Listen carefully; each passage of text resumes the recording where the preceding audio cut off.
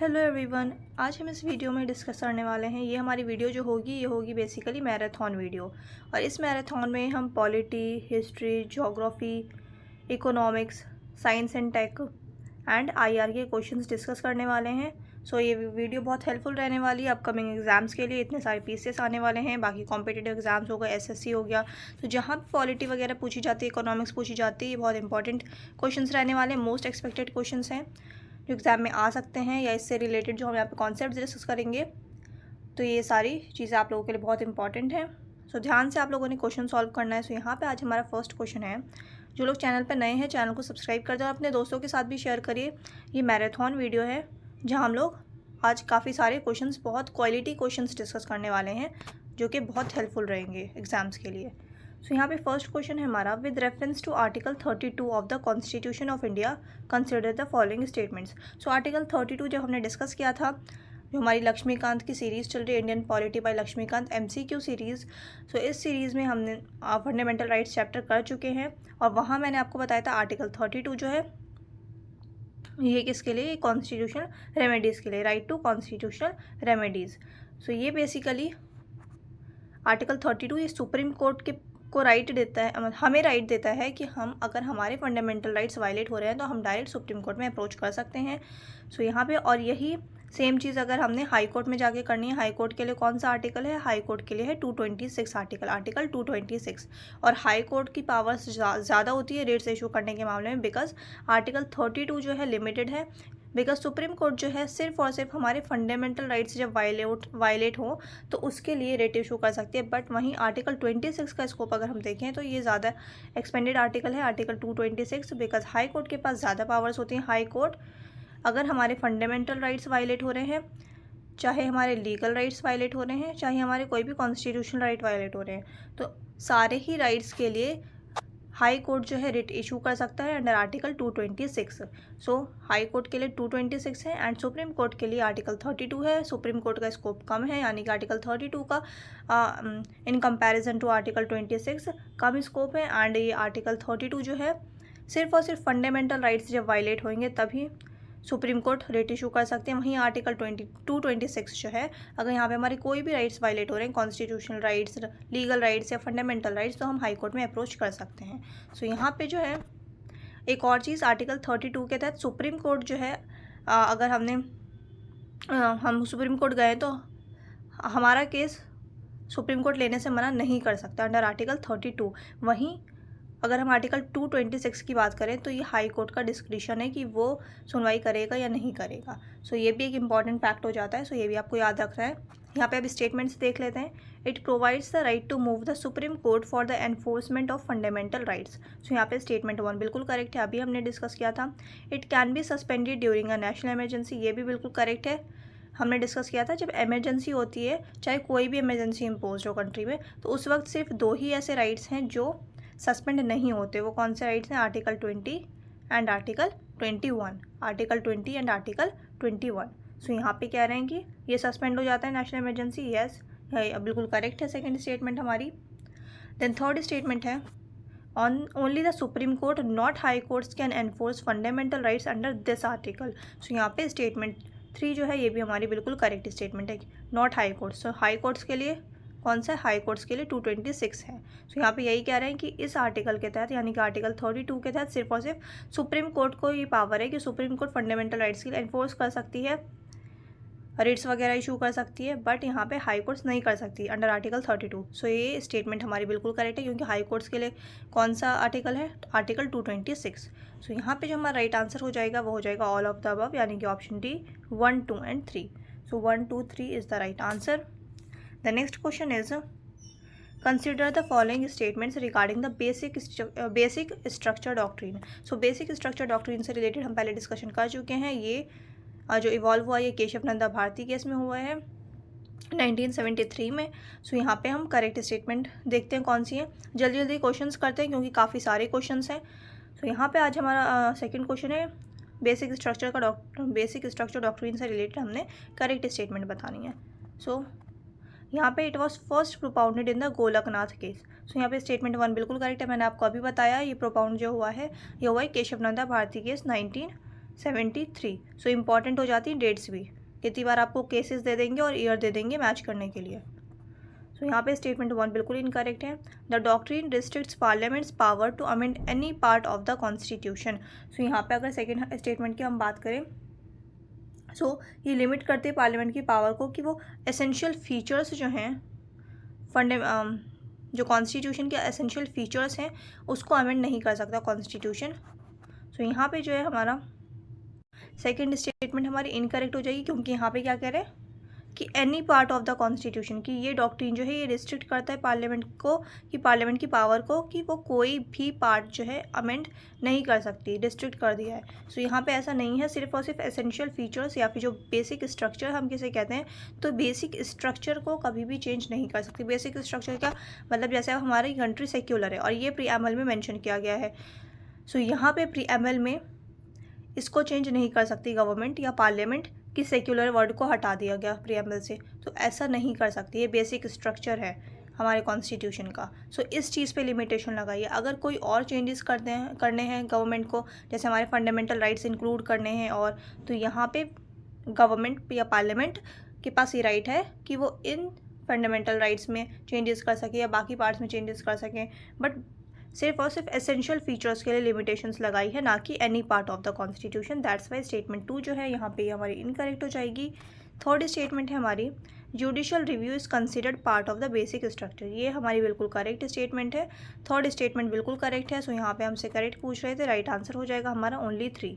Option 3 जो हो जाएगा यहाँ पे राइट आंसर हो जाएगा, बिकॉज हमसे करेक्ट पूछ रहे थे। करेक्ट सिर्फ और सिर्फ एक ही स्टेटमेंट है, स्टेटमेंट 3।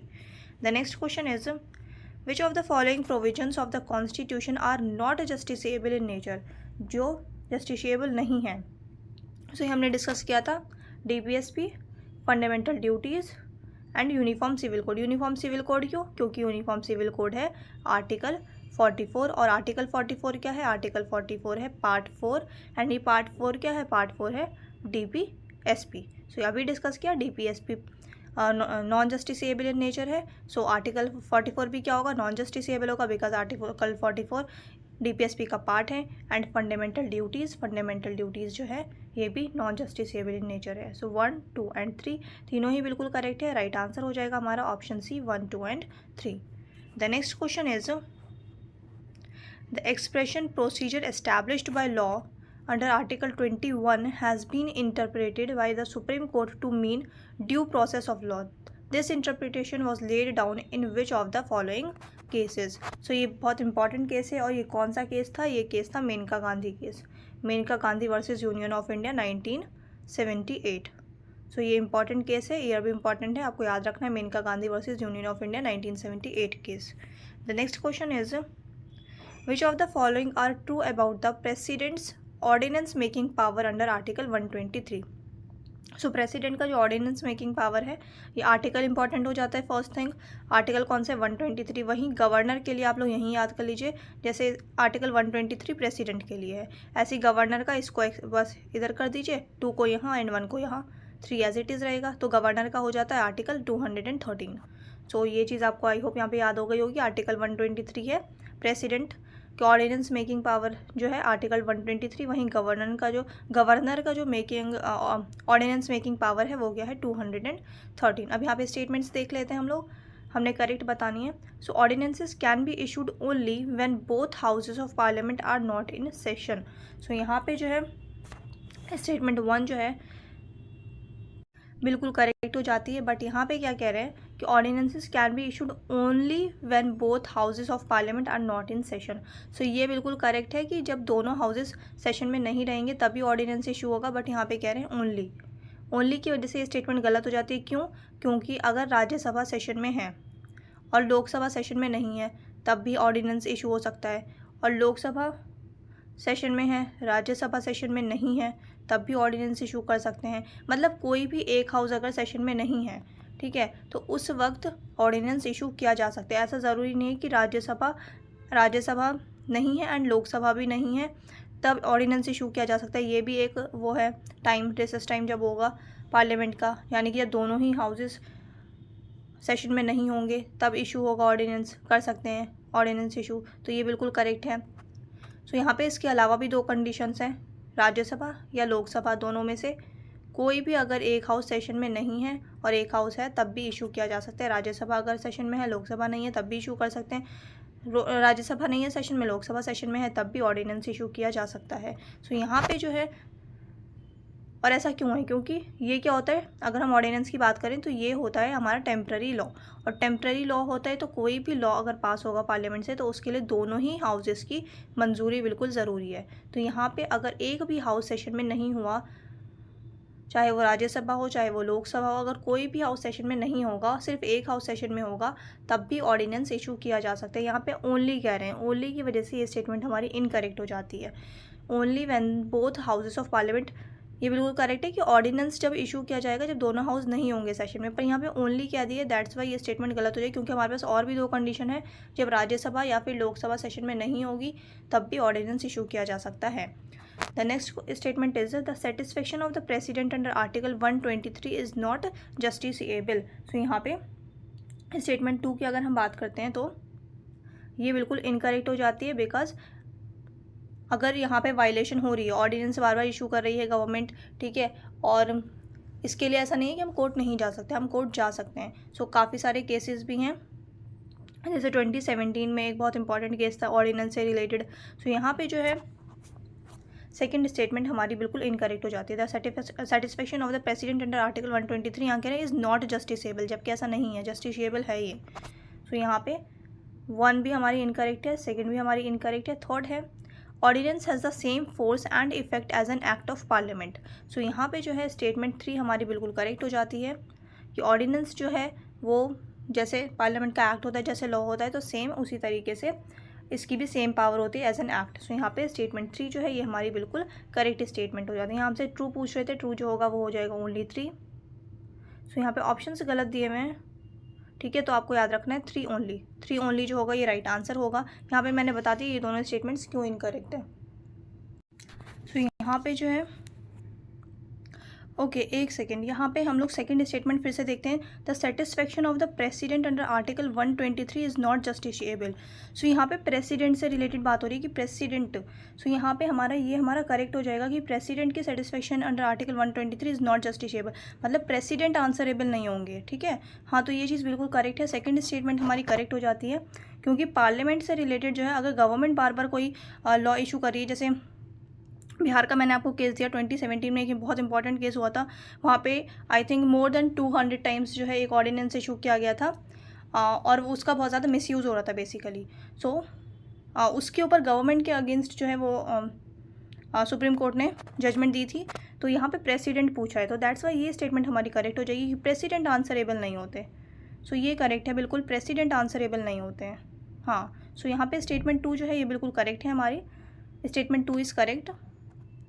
सो यहाँ पे प्रेसिडेंट मैंने नहीं देखा था, तो आप लोग ये ठीक कर लीजिएगा, प्रेसिडेंट आंसरेबल नहीं होता अपने काम के लिए, ये चीज़ आपको ध्यान में रखनी है, प्रेसिडेंट बिल्कुल आंसरेबल नहीं होते हैं, ठीक है। सो यहाँ पे स्टेटमेंट 2 एंड 3 जो है ये हमारी बिल्कुल करेक्ट हो जाती है, राइट आंसर हो जाएगा हमारा option B. Option B is the right answer, 2 and 3 only. The next question is, आप लोगों ने लाइक नहीं करी वीडियो तो लाइक कर दें और शेयर भी करें अपने दोस्तों के साथ, बहुत इंपॉर्टेंट क्वेश्चन होने वाले हैं, अच्छे से सॉल्व करिएगा, अपकमिंग एग्जाम्स हैं इतने सारे। Which of the following constitutional bodies are appointed by the president but can be removed only in the manner and on grounds prescribed for a Supreme Court judge? सो यहाँ पे कह रहे हैं कि कौन सी ऐसी कॉन्स्टिट्यूशनल बॉडीज़ है जिसके मेंबर्स जो अपॉइंट किए जाते हैं, प्रेसिडेंट अपॉइंट करते हैं, बट अगर उनको इम्पीच करना हो या उनको रिमूव करना हो, इम्पीच नहीं बोलेंगे क्योंकि इम्पीचमेंट वर्ड सिर्फ और सिर्फ प्रेसिडेंट के लिए यूज़ किया जाता है। सो यहाँ पे रिमूव अगर उन्हें करना हो तो वो सिर्फ और सिर्फ जैसे सुप्रीम कोर्ट के जज को रिमूव किया जाता है, सिर्फ उन्हीं मैनर में उन्हीं ग्राउंड्स के ऊपर रिमूव किया जाएगा। सो यहाँ पे अगर हम देखें CAG, chief election commissioner, chairman of UPSC, attorney general of India. So यहाँ पे जो हमारा राइट आंसर हो जाएगा वो हो जाएगा 1, 2 and 3, because attorney general of India का ऐसा कोई प्रोसेस नहीं होता कि उन्हें प्रॉपर सुप्रीम कोर्ट जज को जैसे रिमूव किया जाता है वैसे किया जाए, नो। सो यहाँ पे स्टेटमेंट 4 जो हो जाएगी हमारी इनकरेक्ट हो जाएगी। सो यहाँ पे CAG, chief election commissioner and chairman of UPSC, अगर इन्हें रिमूव करना हो तो सुप्रीम कोर्ट जज को जैसे रिमूव किया जाता है वैसे ही करना होगा। सो 1, 2 and 3 is the right answer. यहाँ पे हमसे करेक्ट पूछ रहे थे, आंसर होगा option B, 1, 2 and 3। The next question is, which of the following are features of a quasi federal system as seen in India. So ये हमने फर्स्ट क्लास में डिस्कस किया था जब हम इंडियन पॉलिटी हमने स्टार्ट की थी, लक्ष्मीकांत सीरीज़ एमसीक्यू सीरीज़। तो वहाँ पे मैंने आपको फेडरल, क्वाजी फेडरल, ये सारी चीज़ें आपको अच्छे से एक्सप्लेन की थी। सो क्वाजी फेडरल सिस्टम का जो है कौन सा फीचर है, ठीक है। तो यहाँ पे पूछ रहे हैं कि कौन कौन सा फीचर होता है क्वाजी फेडरल सिस्टम का। सो यहाँ पे हमारा डुअल गवर्नमेंट होनी चाहिए, बिल्कुल करेक्ट है। सुप्रीमेसी ऑफ द कॉन्स्टिट्यूशन, ये भी बिल्कुल करेक्ट है। रिजिड कॉन्स्टिट्यूशन, ये भी बिल्कुल करेक्ट है। Then equal divisions of powers between centres and states. So यहाँ पे इक्वल डिवीजन कहीं भी नहीं लिखा। यस, ये है कि डिवीजन ऑफ पावर होनी चाहिए बिटवीन स्टेट एंड सेंटर, जो कि हमारा शेड्यूल 7 में मेंशन किया गया है, union list, state list, concurrent list. So यहाँ पे इक्वल वर्ड नहीं है, ठीक है। सो यहाँ पे स्टेटमेंट 4 जो हो जाएगी हमारी इनकरेक्ट हो जाएगी। राइट आंसर होगा 1, 2 and 3। So option A is the right answer, 1, 2 and 3 only. The next question is the 97th amendment act deals with. So 97th amendment जो था ये किसके लिए था, ये 2011 में हुआ है 97th अमेंडमेंट एक्ट। ईयर भी इंपॉर्टेंट हो जाता है और अमेंडमेंट्स वो बहुत ज़्यादा इंपॉर्टेंट है, आपको अच्छे से पढ़ के जानी है। मैं एक अलग से चैप्टर लूँगी, वो एमसीक्यू नहीं होगा, वो हम डिटेल वहाँ पे डिस्कस करेंगे जितने भी इंपॉर्टेंट अमेंडमेंट्स हुए हैं। और जैसे 42nd अमेंडमेंट एक्ट है, उसे मिनी कॉन्स्टिट्यूशन भी कहा जाता है, तो उसमें क्या क्या इंपॉर्टेंट फीचर्स थे। 44th कॉन्स्टिट्यूशन अमेंडमेंट एक्ट हो गया, 86th अमेंडमेंट एक्ट हो गया, तो ये सारी चीज़ें हम लोग डिस्कस करेंगे डिटेल में। सो इसीलिए कह रही हूँ आप लोग चैनल पर नए हैं तो चैनल को सब्सक्राइब कर लें ताकि कोई भी वीडियो आए, क्योंकि ये जितनी भी अब हमारे चैनल पे वीडियोस आ रही हैं सब अपकमिंग एग्जाम्स के लिए बहुत इंपॉर्टेंट है। तो यहाँ पे 97th constitution amendment act deals with. So जो 97th अमेंडमेंट एक्ट है ये बेसिकली 2011 में हुआ था और इसमें कोऑपरेटिव सोसाइटीज़ ऐड की गई थी। सो ऑप्शन बी जो हो जाएगा यहाँ पे राइट आंसर हो जाएगा, option B. The next question is consider the following statements. So यहाँ पे हमने करेक्ट स्टेटमेंट बतानी है। सो यहाँ पे कह रहे हैं द प्रीएम्बल इस पार्ट ऑफ द कॉन्स्टिट्यूशन। सो ये स्टेटमेंट 1 हमारी बिल्कुल करेक्ट है। प्रीएम्बल जो है ये कॉन्स्टिट्यूशन का पार्ट होता है, स्टेटमेंट 1 बिल्कुल करेक्ट है। सेकंड स्टेटमेंट है, अच्छा और ये चीज़ भी इंपॉर्टेंट हो जाती है, कितनी बार पूछ लेते हैं कि सुप्रीम कोर्ट ने कौन से जजमेंट में बोला था कि प्रीएम्बल जो है वो इंडियन कॉन्स्टिट्यूशन का इंटरनल पार्ट है। सो ये जो है 1973 केस केशव नंदा भारती केस में बोला था। केशव नंदा भारती केस में प्रीएम्बल को इंटीग्रल पार्ट बोला गया था कॉन्स्टिट्यूशन का। सो यहाँ पे स्टेटमेंट 1 बिल्कुल करेक्ट है। केस भी इंपॉर्टेंट हो जाता है बिकॉज इससे पहले सुप्रीम कोर्ट एक बार जजमेंट दे चुकी थी कि प्रीएम्बल कॉन्स्टिट्यूशन का पार्ट नहीं है, और प्रीएम्बल कॉन्स्टिट्यूशन का पार्ट नहीं है ये कौन सी जजमेंट में बोला गया था, ये बोला गया था बैरूबरी केस। बैरूबरी केस 1960। सो ये भी इंपॉर्टेंट हो जाता है। बैरूबरी केस 1960 में बोला गया था कि प्रीएम्बल कॉन्स्टिट्यूशन का पार्ट नहीं है, पहले ये जजमेंट दी गई थी। फिर 1973 में अपनी ही जजमेंट को चेंज किया था सुप्रीम कोर्ट ने और बोला था प्रीएम्बल कॉन्स्टिट्यूशन का पार्ट है। सो ये फैक्ट्स बहुत इंपॉर्टेंट है, आपको याद रखने, केस इंपॉर्टेंट हो जाता है। तो यहाँ पे स्टेटमेंट 1 हमारी बिल्कुल करेक्ट है, प्रीएम्बल पार्ट होता है कॉन्स्टिट्यूशन का, पार्ट है कॉन्स्टिट्यूशन का। देन सेकंड है it is enforceable in a court of law. So यहाँ पे सेकंड स्टेटमेंट हमारी बिल्कुल इनकरेक्ट हो जाती है, क्योंकि प्रीएम्बल हमने बहुत अच्छे से डिस्कस किया है। वहाँ मैंने आपको बताया था प्रीएम्बल नॉन जस्टिसेबल है। कोई पावर अगर पार्लियामेंट ने या कॉन्स्टिट्यूशन ने, कोई पावर अगर कॉन्स्टिट्यूशन ने पार्लियामेंट को नहीं दी है तो प्रीएम्बल उसे पावर नहीं दे सकता, और अगर कॉन्स्टिट्यूशन ने कोई पावर स्नैच नहीं की है पार्लियामेंट से तो प्रीएम्बल कोई भी पावर प्रोवाइड नहीं कर सकता। सो यहाँ पे स्टेटमेंट 2 जो है ये हमारी बिल्कुल इनकरेक्ट हो जाती है, बिकॉज कह रहे हैं इट इज़ एनफोर्सेबल, ये एनफोर्सेबल नहीं होती है। सो स्टेटमेंट 2 हमारी इनकरेक्ट है। थर्ड है it can be amended under article 368। सो इसको अमेंड किया जा सकता है आर्टिकल 368 में। सो यहाँ पे स्टेटमेंट 3 की अगर हम बात करें तो स्टेटमेंट 3 हमारी बिल्कुल करेक्ट हो जाती है। बट यहाँ पर मैंने आपको ऊपर बताया था कि जो एसेंशियल फीचर है, एसेंशियल फीचर या फिर जिसे हम बेसिक स्ट्रक्चर कहते हैं, इसमें चेंजेस नहीं कर सकती गवर्नमेंट, ठीक है। बाकी इसे एनहांस करना हो तो कर सकती है। सो यहाँ पे स्टेटमेंट 3 एंड स्टेटमेंट 1 बिल्कुल करेक्ट है। अच्छा और एक चीज़ और, प्रीएम्बल को सिर्फ और सिर्फ अब तक एक ही बार अमेंड किया गया है, एंड वो कब किया गया था, 42nd अमेंडमेंट एक्ट ऑफ 1976। और अमेंड करके इसमें क्या किया गया था, सेक्युलर वर्ड ऐड किया गया था, सोशलिस्ट वर्ड ऐड किया गया था, एंड इंटीग्रिटी वर्ड ऐड किया गया था। सो ये आपको याद रखना है। सो थर्ड स्टेटमेंट बिल्कुल करेक्ट हो जाती है, राइट आंसर हो जाएगा 1 and 3। So option B is the right answer, 1 and 3 only, because correct बताना था। The next question is the constitutional provision for protection of interest of minorities is found in. So यहाँ पे protection की बात कर रहे हैं, माइनॉरिटीज़ की प्रोटेक्शन की बात कर रहे हैं।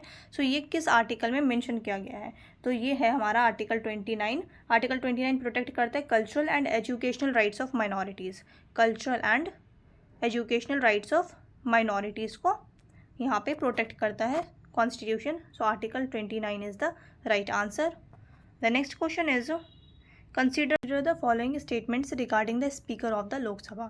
So यहाँ पे speaker of the Lok Sabha से related हमने correct statements बतानी है. So statement 1 है the speaker continues in office even after dissolution of the Lok Sabha until a new speaker is elected. So यहाँ पे statement 1 बिल्कुल correct है.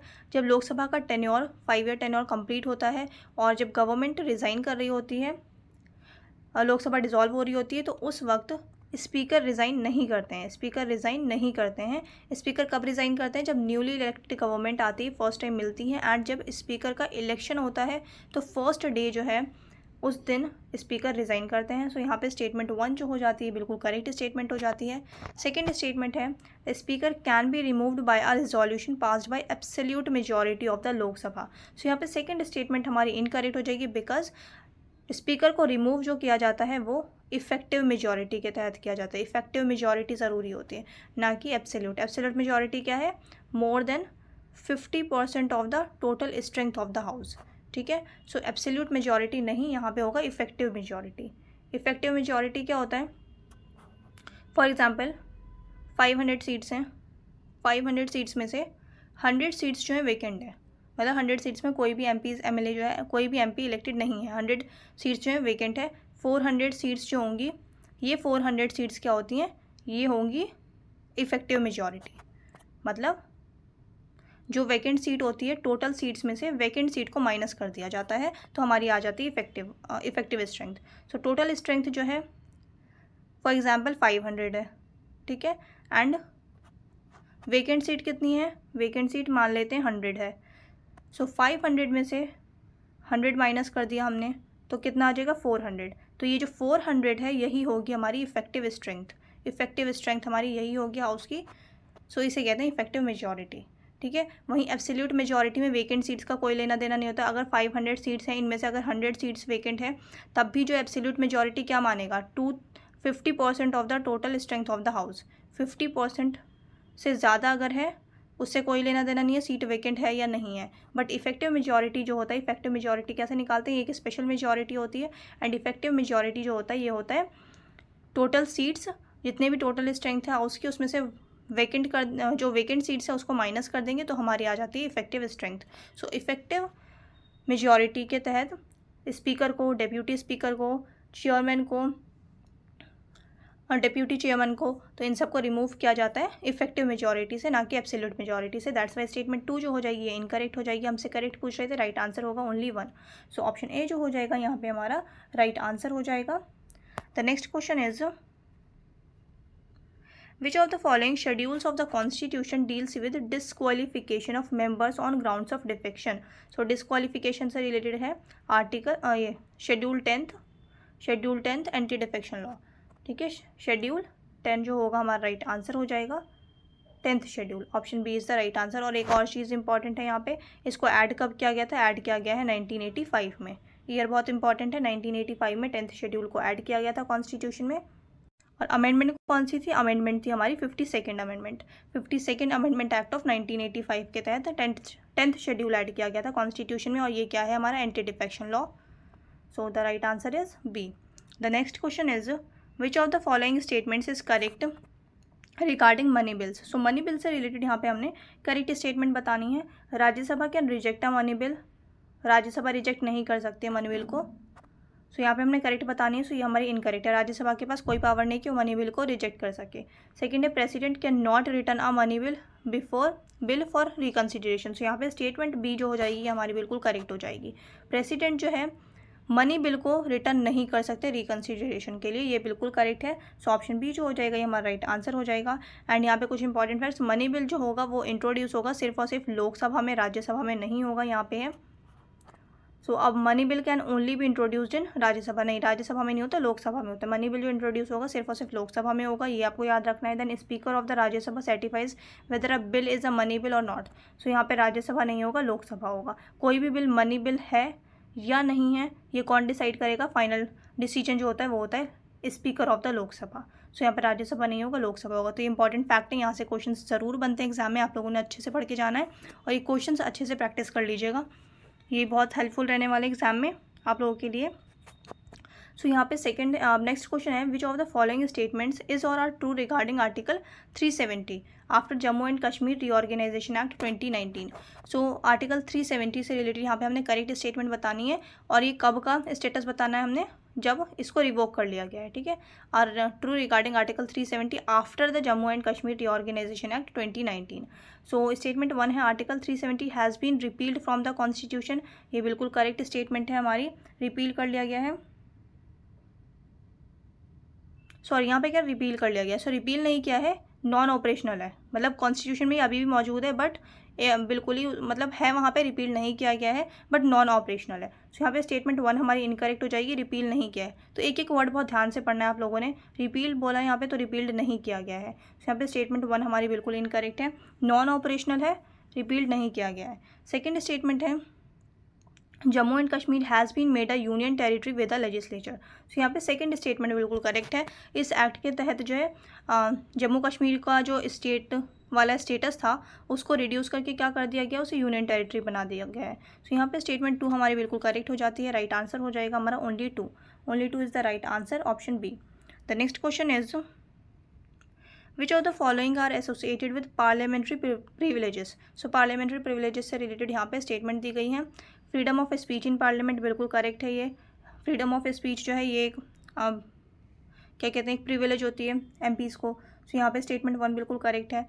Then second है, immunity from court proceedings for anything said inside parliament. Yes, court proceedings नहीं हो सकती अगर parliament में कुछ भी कहा है। तो यहाँ पे स्टेटमेंट 2 जो है ये भी बिल्कुल करेक्ट है। Then right to prohibit the publication of debates and proceedings. So yes, ये भी बिल्कुल करेक्ट है कि राइट टू प्रोहिबिट, ये भी राइट है इसके जो पब्लिकेशन है डिबेट्स एंड प्रोसीडिंग्स की उसको प्रोहिबिट कर सकें। सो ये तीनों ही बिल्कुल करेक्ट है। सो आंसर हो जाएगा हमारा 1, 2 and 3, option C is the right answer. The next question is, यहाँ पे पेयर्स हमने बताने करेक्ट पेयर कौन से हैं। सो यहाँ पे कह रहे हैं यूनियन लिस्ट में 100 सब्जेक्ट्स हैं, स्टेट लिस्ट में 61 सब्जेक्ट्स हैं। सो यहाँ पे ये दोनों बिल्कुल करेक्ट हैं। और ओरिजिनली अगर हम बात करते हैं स्टेट लिस्ट की, तो स्टेट लिस्ट में ओरिजिनली 66 सब्जेक्ट्स थे, ठीक है, 66 सब्जेक्ट्स थे। कुछ को चेंज किया गया, मतलब जैसे 1976 में 42nd अमेंडमेंट एक्ट के तहत 5 सब्जेक्ट्स जो हैं स्टेट लिस्ट से निकाल करके कॉन्करेंट लिस्ट में ऐड किए गए। तो यहाँ पे ये सारे फैक्ट्स जो आपको पढ़ के जाने हैं। अभी यूनियन लिस्ट में 100 सब्जेक्ट्स हैं, स्टेट लिस्ट में 61 सब्जेक्ट्स हैं। सो ये दोनों ही बिल्कुल करेक्ट हैं। एंड कॉन्करेंट लिस्ट में अगर हम बात करें तो कॉन्करेंट लिस्ट में 52 सब्जेक्ट्स हैं। सो यहाँ पे थर्ड पेयर जो है ये भी हमारा बिल्कुल करेक्ट हो जाता है। सो तीनों ही पेयर जो यहाँ पे हमारे बिल्कुल करेक्ट हैं। हमसे करेक्टली मैच पूछ रहे थे, राइट आंसर होगा ऑप्शन डी 1, 2 एंड 3। अच्छा, स्टेट लिस्ट का अच्छे से याद रखना है। ओरिजिनली कितने थे, 66 थे। फिर 1976 में 5 सब्जेक्ट्स को जो है कॉन्करेंट लिस्ट में ऐड किया गया था। तो ये सारे फैक्ट्स जो हैं आप लोगों को अच्छे से याद रखने हैं। तो अब कितनी वहाँ पे सब्जेक्ट्स हैं, 61 सब्जेक्ट्स हैं। तो यहाँ पे हमारा राइट आंसर हो जाएगा 1, 2 and 3। The next question is, the concept of collective responsibility of the council of ministers is mentioned in. So ये कलेक्टिव रिस्पॉन्सिबिलिटी कौन से आर्टिकल में मेंशन की गई है, ये आर्टिकल 75 में मेंशन की गई है। Council of ministers is collectively responsible to Lok Sabha, article 75। ये हम पहले डिस्कस कर चुके हैं, article 75 is the right answer. The next question is, in which of the following cases did the Supreme Court hold that secularism is a part of the basic structure of the Constitution? So ये किस case में कहा था, ये बोला था SR Bommai case, SR Bommai case 1994। So case का जो है ईयर भी इंपॉर्टेंट हो जाता है, कितनी बार केसेस आपको दे देंगे और आपको क्रोनोलॉजिकल ऑर्डर में लगाना होगा। सो ऐसे क्वेश्चंस भी आते हैं एग्जाम में। सो इसीलिए बार बार कह रही हूँ, जो इंपॉर्टेंट केस है उनका ईयर पता होना चाहिए, उसमें क्या क्या जजमेंट दी थी, क्या जजमेंट दी थी, किस चीज़ के लिए था। तो ये सारी चीज़ें आपको अच्छे से पढ़ के जानी है। SR बोम्मई केस 1994 में सुप्रीम कोर्ट ने जजमेंट दी थी कि सेक्युलरिज्म जो है ये बेसिक स्ट्रक्चर का पार्ट है। सो यहाँ पे ऑप्शन सी जो हो जाएगा ये हमारा राइट आंसर हो जाएगा। The next question is, the removal procedure of a high court जज इज। जो रिमूवल प्रोसीजर है हाई कोर्ट जज का, उससे रिलेटेड हमने यहाँ पे करेक्ट स्टेटमेंट बतानी है। By the governor of the state on recommendation of the chief justice of India. So ऐसा नहीं होता, यहाँ पे ऑप्शन स्टेटमेंट 1 बिल्कुल इनकरेक्ट है। सेकंड है by the president on the advice of chief justice, no ये भी इनकरेक्ट है। सो यहाँ पे अच्छा, और एक और चीज़, हाई कोर्ट जज की बात हो रही है, सो अच्छे से आपको क्वेश्चंस करने हैं। देन थर्ड है by the president after a resolution passed by both houses of parliament by special majority. So यहाँ पे स्टेटमेंट सी जो हो जाएगा ये हमारा बिल्कुल करेक्ट स्टेटमेंट है। सो हमें यहाँ पे करेक्ट बताना था, तो the right answer is option C. The next question is the finance commission is constituted under which article. So finance commission का आर्टिकल कौन सा है? फाइनेंस कमीशन का आर्टिकल है 280। Article 280 is the right answer, finance commission. और finance commission को constitute कौन करता है? फाइनेंस कमीशन को कॉन्स्टिट्यूट करते हैं प्रेसिडेंट। सो ये फैक्ट्स इंपॉर्टेंट हो जाते हैं एग्जाम्स के लिए, अच्छे से पढ़ के जाना है आप लोगों ने। आर्टिकल 220 कॉन्स्टिट्यूट करते हैं प्रेसिडेंट हर 5 साल पे। The next question is the objective resolution which letter became the preamble was introduced by. So objective resolution को किसने बेसिकली किसने इंट्रोड्यूस किया था? ऑब्जेक्टिव रिजोल्यूशन ये किया था जवाहरलाल नेहरू ने। जवाहरलाल नेहरू ने ऑब्जेक्टिव रिजोल्यूशन को इंट्रोड्यूस किया था। सो यहाँ पे ये बिल्कुल करेक्ट हो जाता है हमारा। नेक्स्ट है Who among the following does not participate in the election of the president? So election of the president में कौन पार्टिसिपेट नहीं करते हैं? सो पहले कौन पार्टिसिपेट करते हैं हम ये डिस्कस करते हैं। तो प्रेसिडेंट का जो इलेक्टोरल कॉलेज होता है, so elected members of the both houses, elected members दोनों ही हाउसेस के होंगे, Lok Sabha as well as Rajya Sabha. वहीं elected members of state legislative assemblies, ठीक है, and elected members of union territories with state legislature. यानी कि इसमें अभी कौन कौन सी यूनियन टेरिटरी? सिर्फ और सिर्फ दिल्ली एंड पुडुचेरी। सो यहाँ पे आपको ये इंपॉर्टेंट फैक्ट ये याद रखना है। The elected members of Lok Sabha ये करेक्ट है, इलेक्टेड मेंबर्स ऑफ राज्यसभा ये भी करेक्ट है, then elected members of state legislative assembly ये भी बिल्कुल करेक्ट है, अभी हमने डिस्कस किया। तो यहाँ नॉमिनेटेड मेंबर्स ऑफ राज्यसभा, सो यहाँ पे does not participate. So nominated members जो हैं वो पार्टिसिपेट नहीं करते इलेक्शन प्रोसेस में। सो यहाँ पे ऑप्शन डी जो हो जाएगा ये हमारा राइट आंसर हो जाएगा। The next question is which of the following pairs is और are correctly match. Correctly match कौन सा पेयर कर रहा है? सो यहाँ पे आर्टिकल 14 है इक्वालिटी बिफोर लॉ, बिल्कुल करेक्ट है। Article 17 abolition of titles, no. Abolition of titles जो है ये है हमारा आर्टिकल 18। और आर्टिकल 17 क्या है? आर्टिकल 17 है हमारा अनटचेबिलिटी से रिलेटेड। सो अनटचेबिलिटी वाला आर्टिकल है आर्टिकल 17 और एबॉलिशन ऑफ टाइटल है आर्टिकल 18। देन थर्ड पेयर है, तो सेकंड पेयर हमारा इनकरेक्ट हो जाता है। थर्ड पेयर है article 19 protection of life and personal liberty. So protection of life and personal liberty ये है हमारा आर्टिकल 21। सो यहाँ पे थर्ड पेयर भी हमारा इनकरेक्ट हो जाएगा। सो यहाँ पे जो है सिर्फ और सिर्फ स्टेटमेंट 1 बिल्कुल करेक्ट है, राइट आंसर होगा हमारा option B only 1। The next question is the doctrine of pith and substance is used in resolving conflicts between. So pith and substance का जो डॉक्ट्रिन है ये कब यूज़ किया जाता है, कौन से कॉन्फ्लिक्ट रिजॉल्व करने में यूज़ किया जाता है? सो यहाँ पे जो राइट आंसर होगा वो हमारा होगा centre and states in case of overlapping laws. So option B जो हो जाएगा यहाँ पे राइट आंसर हो जाएगा, centre and states in case of overlapping laws. The next question is which of the following statements is और are correct regarding article 21A of the Indian constitution. So article 21A क्या है? Right to education. So right to education से related हमने यहाँ पे correct statement बतानी है। So statement 1 है it provides for free and compulsory education for children between 6 and 14 years. So यहाँ पे स्टेटमेंट 1 हमारी बिल्कुल करेक्ट स्टेटमेंट है। सेकंड स्टेटमेंट है it was inserted by the 86th constitutional amendment act. ये भी बिल्कुल करेक्ट है। ये अमेंडमेंट कब हुई थी? 2002 में। सो यहाँ पे सेकंड स्टेटमेंट भी बिल्कुल करेक्ट है एंड अमेंडमेंट का ईयर था 2002। थर्ड स्टेटमेंट है हमारी it makes education a fundamental right under part 3। Yes, तो ये भी हमारा बिल्कुल करेक्ट है बिकॉज जो ये प्रोविजन है children between 6 to 14 years compulsory education का, ये पहले कहाँ था? ये था डीपीएसपी का पार्ट। डीपीएसपी का पार्ट था आर्टिकल 45 में। सो इसको फिर फंडामेंटल राइट बनाया गया 2002 में बाय 86th अमेंडमेंट एक्ट और आर्टिकल हमारा ऐड किया गया आर्टिकल 21A। सो यहाँ पे तीनों ही स्टेटमेंट्स बिल्कुल करेक्ट है। So the right answer is option C 1, 2 and 3। The next question is with reference to the Gupta period consider the following statements. अब यहाँ पे हमारे हिस्ट्री के क्वेश्चन से स्टार्ट हो जाते हैं। सो यहाँ पे गुप्ता पीरियड से रिलेटेड हमने करेक्ट स्टेटमेंट्स बतानी है। सो स्टेटमेंट 1 है land grants to Brahmins were made tax free and often hereditary. So यहाँ पे जो है बिल्कुल करेक्ट है। स्टेटमेंट 1 गुप्ता के टाइम पे, गुप्ता पीरियड जब था उस टाइम पे लैंड ग्रांट्स बहुत ज़्यादा होता था। मतलब लैंड ग्रांट सिस्टम मतलब ज़मीनें जो है गवर्नमेंट देने लगी थी प्रीस्ट को, टेम्पल्स के लिए, पब्लिक वेलफेयर के लिए। सो यहाँ पे ये बिल्कुल करेक्ट है। So land grants to Brahmins were made tax free. So यहाँ पे ये बिल्कुल करेक्ट है कि जो लैंड ग्रांट की जाती थी ब्राह्मण्स को वो टैक्स फ्री होती थी एंड हेरिडिटरी होती थी। सो यहाँ पे स्टेटमेंट 1 जो है ये हमारी बिल्कुल करेक्ट स्टेटमेंट हो जाती है। देन सेकेंड है the Gupta's issued only gold coins not silver coins. तो यहाँ पे स्टेटमेंट 2 हमारी इनकरेक्ट हो जाती है। गुप्ता पीरियड के टाइम पे अगर हम बात करें तो गोल्ड कॉइन्स बहुत ज़्यादा एक्सेस में इशू किए गए, बट यहाँ पे सिल्वर एंड कॉपर कॉइन्स भी होते थे, सिल्वर एंड कॉपर कॉइन्स भी इशू किए जाते थे, सिर्फ और सिर्फ गोल्ड कॉइन्स नहीं होते थे। दैट्स वाई स्टेटमेंट 2 जो है ये हमारी इनकरेक्ट हो जाएगी। थर्ड स्टेटमेंट है the Prayag Prashasti inscription was composed by Harisena during Samudragupta reign. तो यहाँ पे स्टेटमेंट 3 बिल्कुल करेक्ट है। प्रयाग प्रशस्ति या फिर जिसे इलाहाबाद इंस्क्रिप्शन कहा जाता है, इसे कंपोज किया गया था हरिसेना के टाइम पे and Harisena during Samudragupta reign. तो यहाँ पे स्टेटमेंट 3 जो है ये बिल्कुल करेक्ट हो जाती है। कंपोज किया था हरिसेना ने और किंग कौन थे उस टाइम पे? समुद्रगुप्ता। सो यहाँ पे statement 1 and statement 3 is the right answer. The right answer is option A, 1 and 3 only.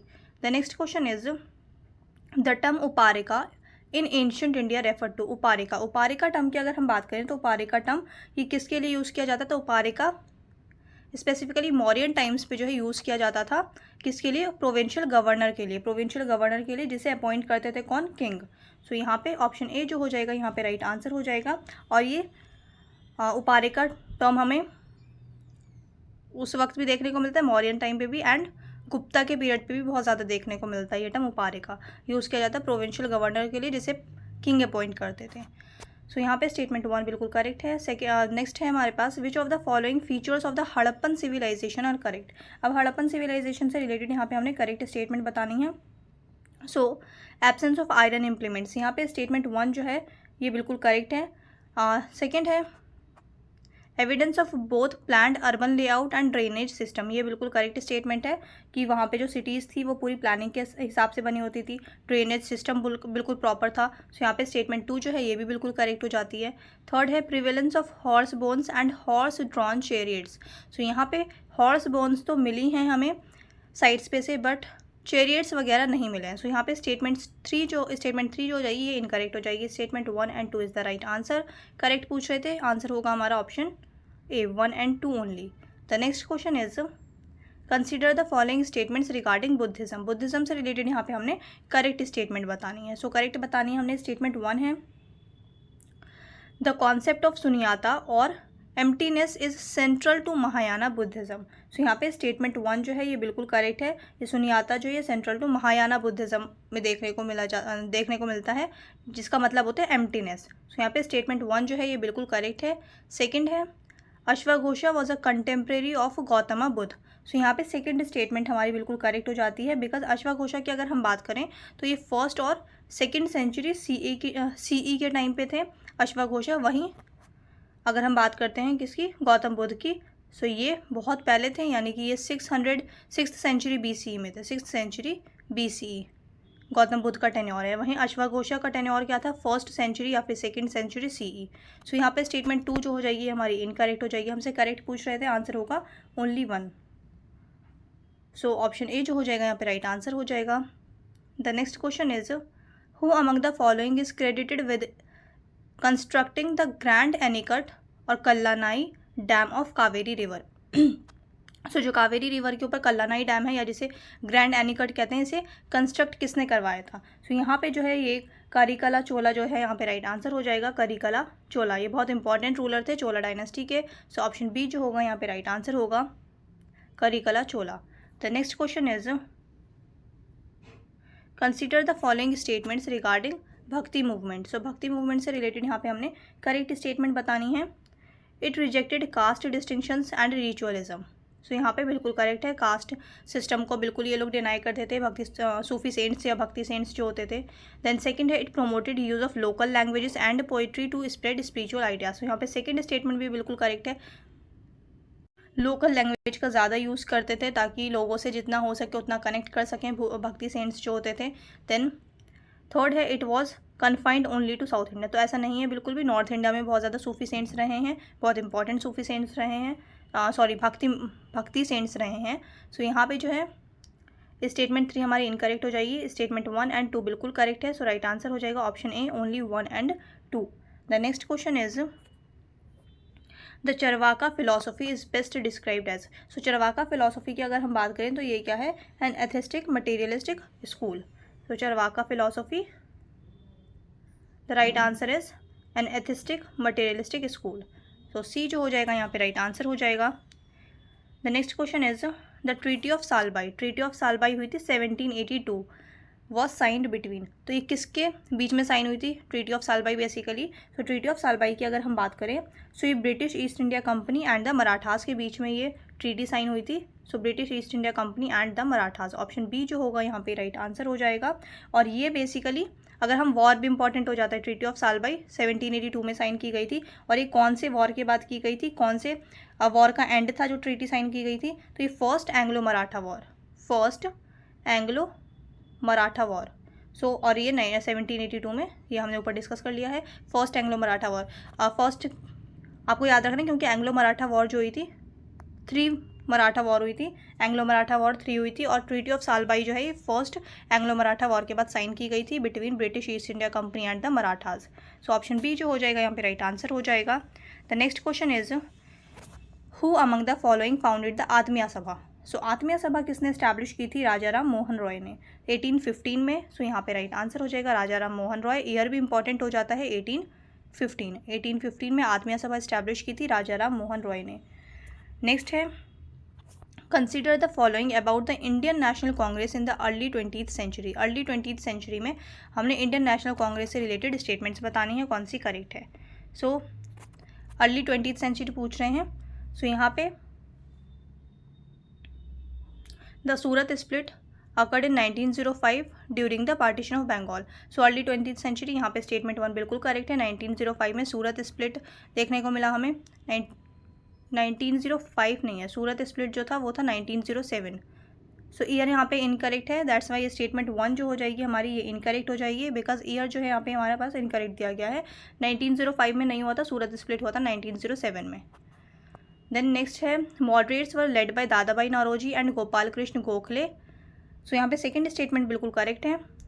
ये मॉडरेट्स लीडर्स हैं, moderates leaders and extremist leaders का आपको नाम भी पता होना चाहिए। सो दादा भाई नौरोजी एंड गोपाल कृष्ण गोखले ये मॉडरेट्स लीडर थे। सो यहाँ पे स्टेटमेंट 2 बिल्कुल करेक्ट है।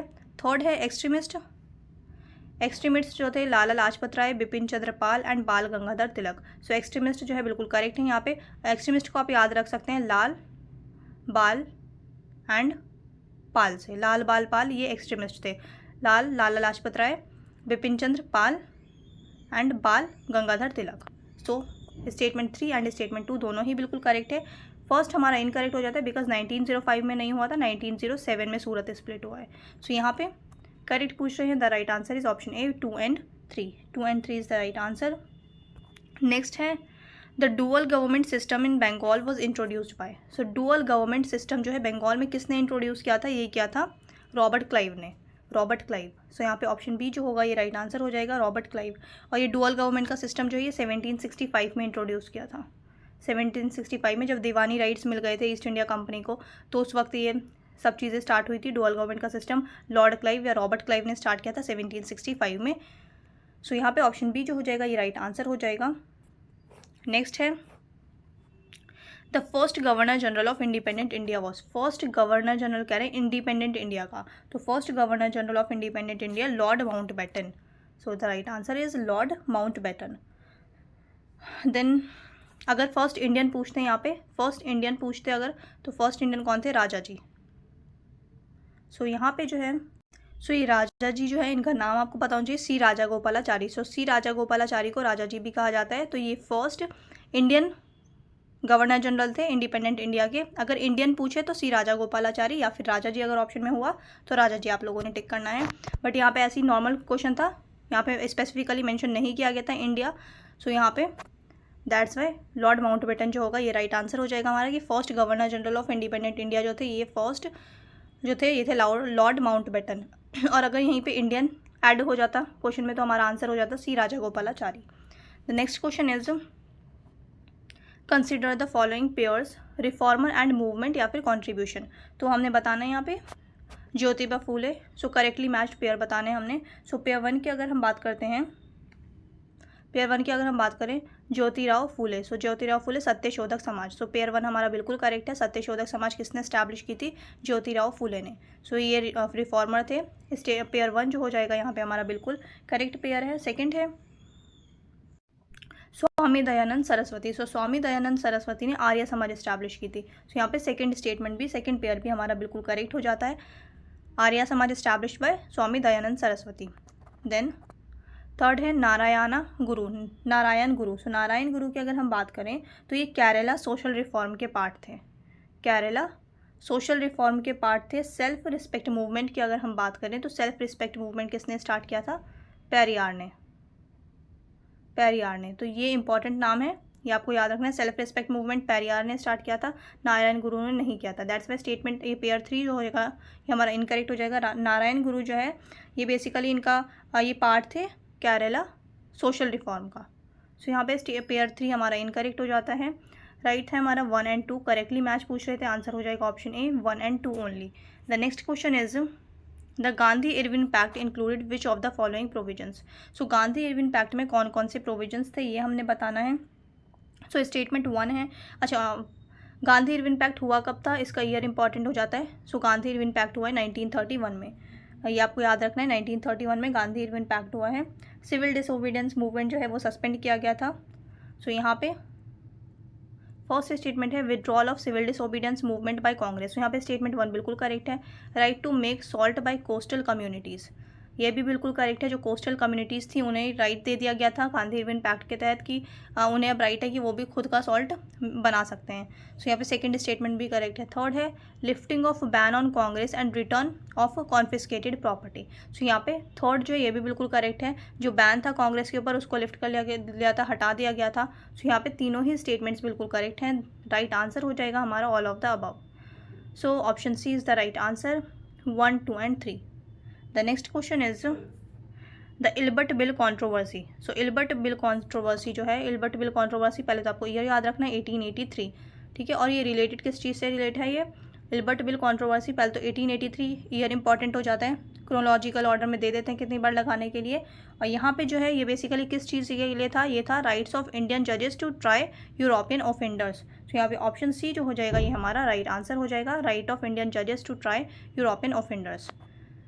सो यहाँ पे अब नेक्स्ट क्वेश्चन है the first Indian to qualify for ICS या फिर इंडियन सिविल सर्विसेज वॉज। तो कौन थे वो फर्स्ट इंडियन? वो थे Satyendranath Tagore. So option B जो हो जाएगा ये राइट आंसर हो जाएगा, Satyendranath Tagore. The next question is who said Swaraj is my birth right and I shall have it. So Swaraj is my birth right and I shall have it, ये किसने कहा था? ये कहा था बाल गंगाधर तिलक ने। सो ऑप्शन सी जो हो जाएगा यहाँ पे राइट आंसर हो जाएगा, बाल गंगाधर तिलक। ये तिलक का फेमस कोट है, Swaraj is my birth right and I shall have it. The next question is the Anushilan Samiti was. सो अनुशीलन समिति से रिलेटेड हमें यहाँ पे करेक्ट स्टेटमेंट बतानी है। सो ये क्या था? बेसिकली एक रिवॉल्यूशनरी नेशनलिस्ट ग्रुप था बंगाल का। सो ऑप्शन बी जो हो जाएगा यहाँ पे राइट आंसर हो जाएगा।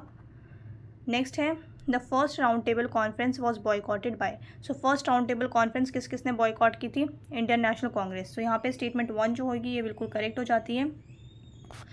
सो स्टेटमेंट 1 इंडियन नेशनल कांग्रेस ने फर्स्ट राउंड टेबल कॉन्फ्रेंस को बॉयकॉट किया था। और ये फर्स्ट राउंड टेबल कॉन्फ्रेंस का ईयर भी इंपॉर्टेंट हो जाता है 1930, ये आपको याद रखना है। सो और अच्छा, कितनी बार ऐसे क्वेश्चंस दे देते हैं कि फर्स्ट राउंड टेबल कॉन्फ्रेंस जो है वो अटेंड किसने की थी? सो मुस्लिम लीग ने अटेंड की थी, डिप्रेस्ड क्लास ने भी अटेंड की थी एंड हिंदू महासभा ने भी अटेंड की थी। सो यहाँ पे किसने अटेंड नहीं की थी? इंडियन नेशनल कांग्रेस ने बॉयकॉट किया था। सो यहाँ पे स्टेटमेंट 1 जो है ये हमारी बिल्कुल करेक्ट है।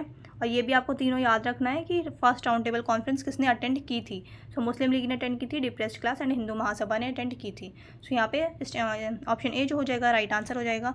और एक और चीज़ मैं आपको बता दूँ, अनुशीलन समिति से रिलेटेड अभी हमने क्वेश्चन किया। सो ये इसका कितनी बार ईयर पूछ लिया जाता है? सो ये फॉर्म हुई थी 1902 में। अनुशीलन समिति जो इस्टेब्लिश की गई है 1902 में की गई थी। सो ये चीज़ भी आपको याद रखनी है। नेक्स्ट है which of the following statements about the cabinet mission plan is और are correct. So cabinet mission plan से रिलेटेड हमने करेक्ट स्टेटमेंट बतानी है। सो स्टेटमेंट 1 है it proposed a federal government with 3 tier structure. So यहाँ क्या रहेगी? जो ये कैबिनेट प्लान था इसमें प्रपोज किया गया था फेडरल गवर्नमेंट होगी 3 tier स्ट्रक्चर के साथ। सो यहाँ पे स्टेटमेंट 1 जो है ये बिल्कुल करेक्ट है। सेकंड है it recommended grouping of provinces into section A, B and C। सो यहाँ पे सेकेंड स्टेटमेंट भी हमारी बिल्कुल करेक्ट है। थर्ड है it provided for a constituent assembly to draft the constitution. So third statement भी बिल्कुल करेक्ट है। और कैबिनेट मिशन प्लान जो है इसका ईयर इंपॉर्टेंट हो जाता है 1946। Cabinet mission plan 1946। 3 tier federal structure, इसमें एक प्रोविजन था। देन प्रोविंसेस को ग्रुप में डिवाइड कर दिया गया था A, B and C section में, ये भी बिल्कुल करेक्ट है। एंड कॉन्स्टिट्यूंट असेंबली जो है सेटअप की जाएगी ड्राफ्ट करने के लिए कॉन्स्टिट्यूशन, ये भी बिल्कुल करेक्ट है। तीनों ही प्रोविजन थे इस एक्ट में। So the right answer is 1, 2 and 3। The next question is which of the following princely states was forcibly integrated into India through military action. So military action के through कौन सा princely state जो है वो include किया गया था India में। सो यहाँ पे राइट आंसर है हैदराबाद।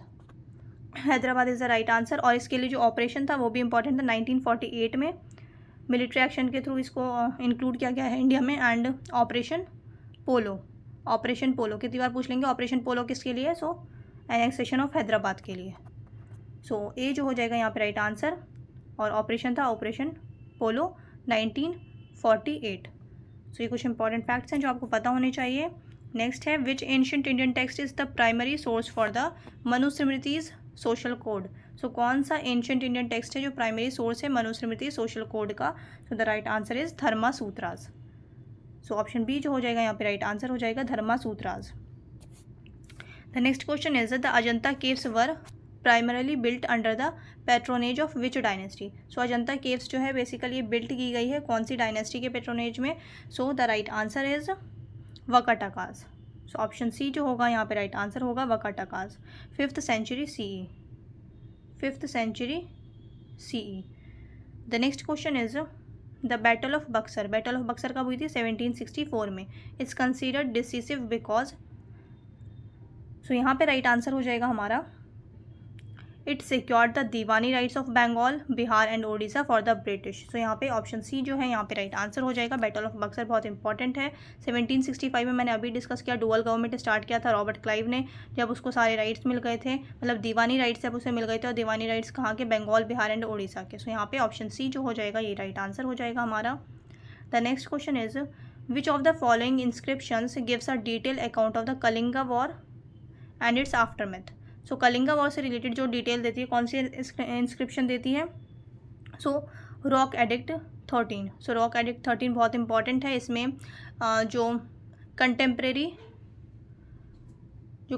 किंग्स थे, जो कंटेम्प्रेरी सिविलाइजेशंस थी उस टाइम पे दूसरे कंट्रीज़ में, जैसे इजिप्ट में तो 5 इंटरनेशनल किंग्स, मतलब जो इंडिया से बाहर थे, जैसे इजिप्ट हो गया, और भी काफ़ी सारी मिडल ईस्ट में कंट्रीज़ हैं, तो वहाँ से रिलेटेड 5 बहुत इंपॉर्टेंट रूलर उनके नाम के साथ मेंशन किया गया है रॉक एडिक्ट 13 में। सो यहाँ पे बी जो हो जाएगा यहाँ पे बिल्कुल करेक्ट हो जाएगा। कलिंगा वॉर से रिलेटेड जो है रॉक एडिक्ट 13 में मेंशन किया गया है। सो यहाँ पे ऑप्शन बी जो हो जाएगा ये हमारा राइट आंसर हो जाएगा। अब नेक्स्ट क्वेश्चन है which of the following rivers from deltas before entering the sea. So कौन से रिवर्स डेल्टा बनाती हैं सी में एंटर करने से पहले? अब हमारा ज्योग्राफी का सेक्शन स्टार्ट हो गया है। सो यहाँ पे स्टेटमेंट 1 है, मतलब कौन कौन सी नदी बनाती है? फर्स्ट है महानदी। सो महानदी बे ऑफ बंगाल में ट्रेन होती है, बे ऑफ बंगाल में, और ये डेल्टा बनाती है। सो यहाँ पे 1 जो है ये बिल्कुल करेक्ट हो जाएगा। देन सेकंड है नर्मदा रिवर। सो नर्मदा रिवर की अगर हम बात करें तो नर्मदा रिवर डेल्टा नहीं बनाती है। देन कृष्णा रिवर बिल्कुल करेक्ट है, कृष्णा रिवर डेल्टा बनाती है, बे ऑफ बंगाल में ट्रेन होती है। सो यहाँ पे कृष्णा रिवर भी होगा। Then Tapi river. So Tapi river delta नहीं बनाती है। सो नर्मदा एंड तापी जो है ये अरेबियन सी में ड्रेन होती हैं, ईस्ट टू वेस्ट फ्लो करती हैं और अरेबियन सी में आके ड्रेन हो जाती हैं, और ये डेल्टास क्रिएट नहीं करती नर्मदा एंड तापी। जो डेल्टा क्रिएट करती है वो करती है Mahanadi and Krishna. So option 1 and 3 जो होगा ये राइट आंसर हो जाएगा। Option A 1 and 3 only. The next question is which of the following pairs is और are correctly match. So national park बताना है। नेशनल पार्क कौन से नेशनल पार्क में से कौन सी रिवर फ्लो हो रही है यहाँ पे हमने ये बताना है। सो जिम कॉर्बेट नेशनल पार्क से रामगंगा फ्लो होती है, ये बिल्कुल करेक्ट पेयर है। सेकंड है काजीरंगा नेशनल पार्क ब्रह्मपुत्रा। सो काजीरंगा नेशनल पार्क कहाँ है? असम में है काजीरंगा नेशनल पार्क। वहीं को जिम कॉर्बेट नेशनल पार्क कहाँ है? उत्तराखंड में। सो ये स्टेट भी आपको पता होनी चाहिए क्योंकि PCS वगैरह में स्टेट्स भी देते हैं। लास्ट ईयर का भी पेपर आपने देखा होगा तो वहाँ पे ये क्वेश्चन आए थे नेशनल पार्क से रिलेटेड। सो नेशनल पार्क एक बहुत इंपॉर्टेंट टॉपिक हो जाता है, आपको अच्छे से करके जाना है। सो यहाँ पे पेयर 1 बिल्कुल करेक्ट है। Corbett national park, Jim Corbett national park कहाँ है? ये उत्तराखंड में। और कौन सी रिवर फ्लो होती है यहाँ से? रामगंगा रिवर फ्लो होती है। सो यहाँ पे बिल्कुल करेक्ट है। वहीं काजीरंगा नेशनल पार्क कहाँ है? ये असम में है। एंड ब्रह्मपुत्र रिवर फ्लो होती है यहाँ से। सो यहाँ पे सेकेंड पेयर जो है ये भी बिल्कुल करेक्ट है। वहीं थर्ड जो है Periyar wild life sanctuary, Periyar wild life sanctuary कहाँ है? ये है केरला में। केरला में है Periyar wild life sanctuary. And यहाँ से कावेरी रिवर फ्लो नहीं होती, यहाँ से पेरियार रिवर फ्लो होती है। पेरियार रिवर फ्लो होती है। सो रिवर का नाम भी पेरियार है, दैट्स वाई स्टेटमेंट 3 जो होगी ये हमारी बिल्कुल इनकरेक्ट हो जाती है। पेयर 1 एंड पेयर 2 जो है ये बिल्कुल करेक्ट है। राइट आंसर हो जाएगा हमारा option A 1 and 2 only. The next question is with reference to the peninsular plateau which of the following statements is or are correct। so peninsular plateau से related यहाँ पे हमने correct statement बतानी है। Statement 1 है it is composed mainly of igneous and metamorphic rocks. So यहाँ पे statement 1 बिल्कुल करेक्ट है। इग्नियस एंड मेटामॉर्फिक रॉक से बनी हुई है पूरी पेनिनसुलर प्लेटियो। सो ये स्टेटमेंट 1 जो है बिल्कुल करेक्ट है। सेकंड स्टेटमेंट की अगर हम बात करें, it is an example of an old block mountain. So यहाँ पे सेकंड स्टेटमेंट भी बिल्कुल करेक्ट है। जो हमारा पेनिनसुलर प्लेटियो है ये एक एग्जाम्पल है ओल्ड ब्लॉक माउंटेन्स का। सो यहाँ पे सेकंड स्टेटमेंट भी करेक्ट है। थर्ड है it has been uplifted and denuded over geological time. So यहाँ पे 3 भी बिल्कुल करेक्ट है। 1, 2 and 3 is the right answer. Option B जो हो जाएगा ये करेक्ट हो जाएगा 1, 2 and 3।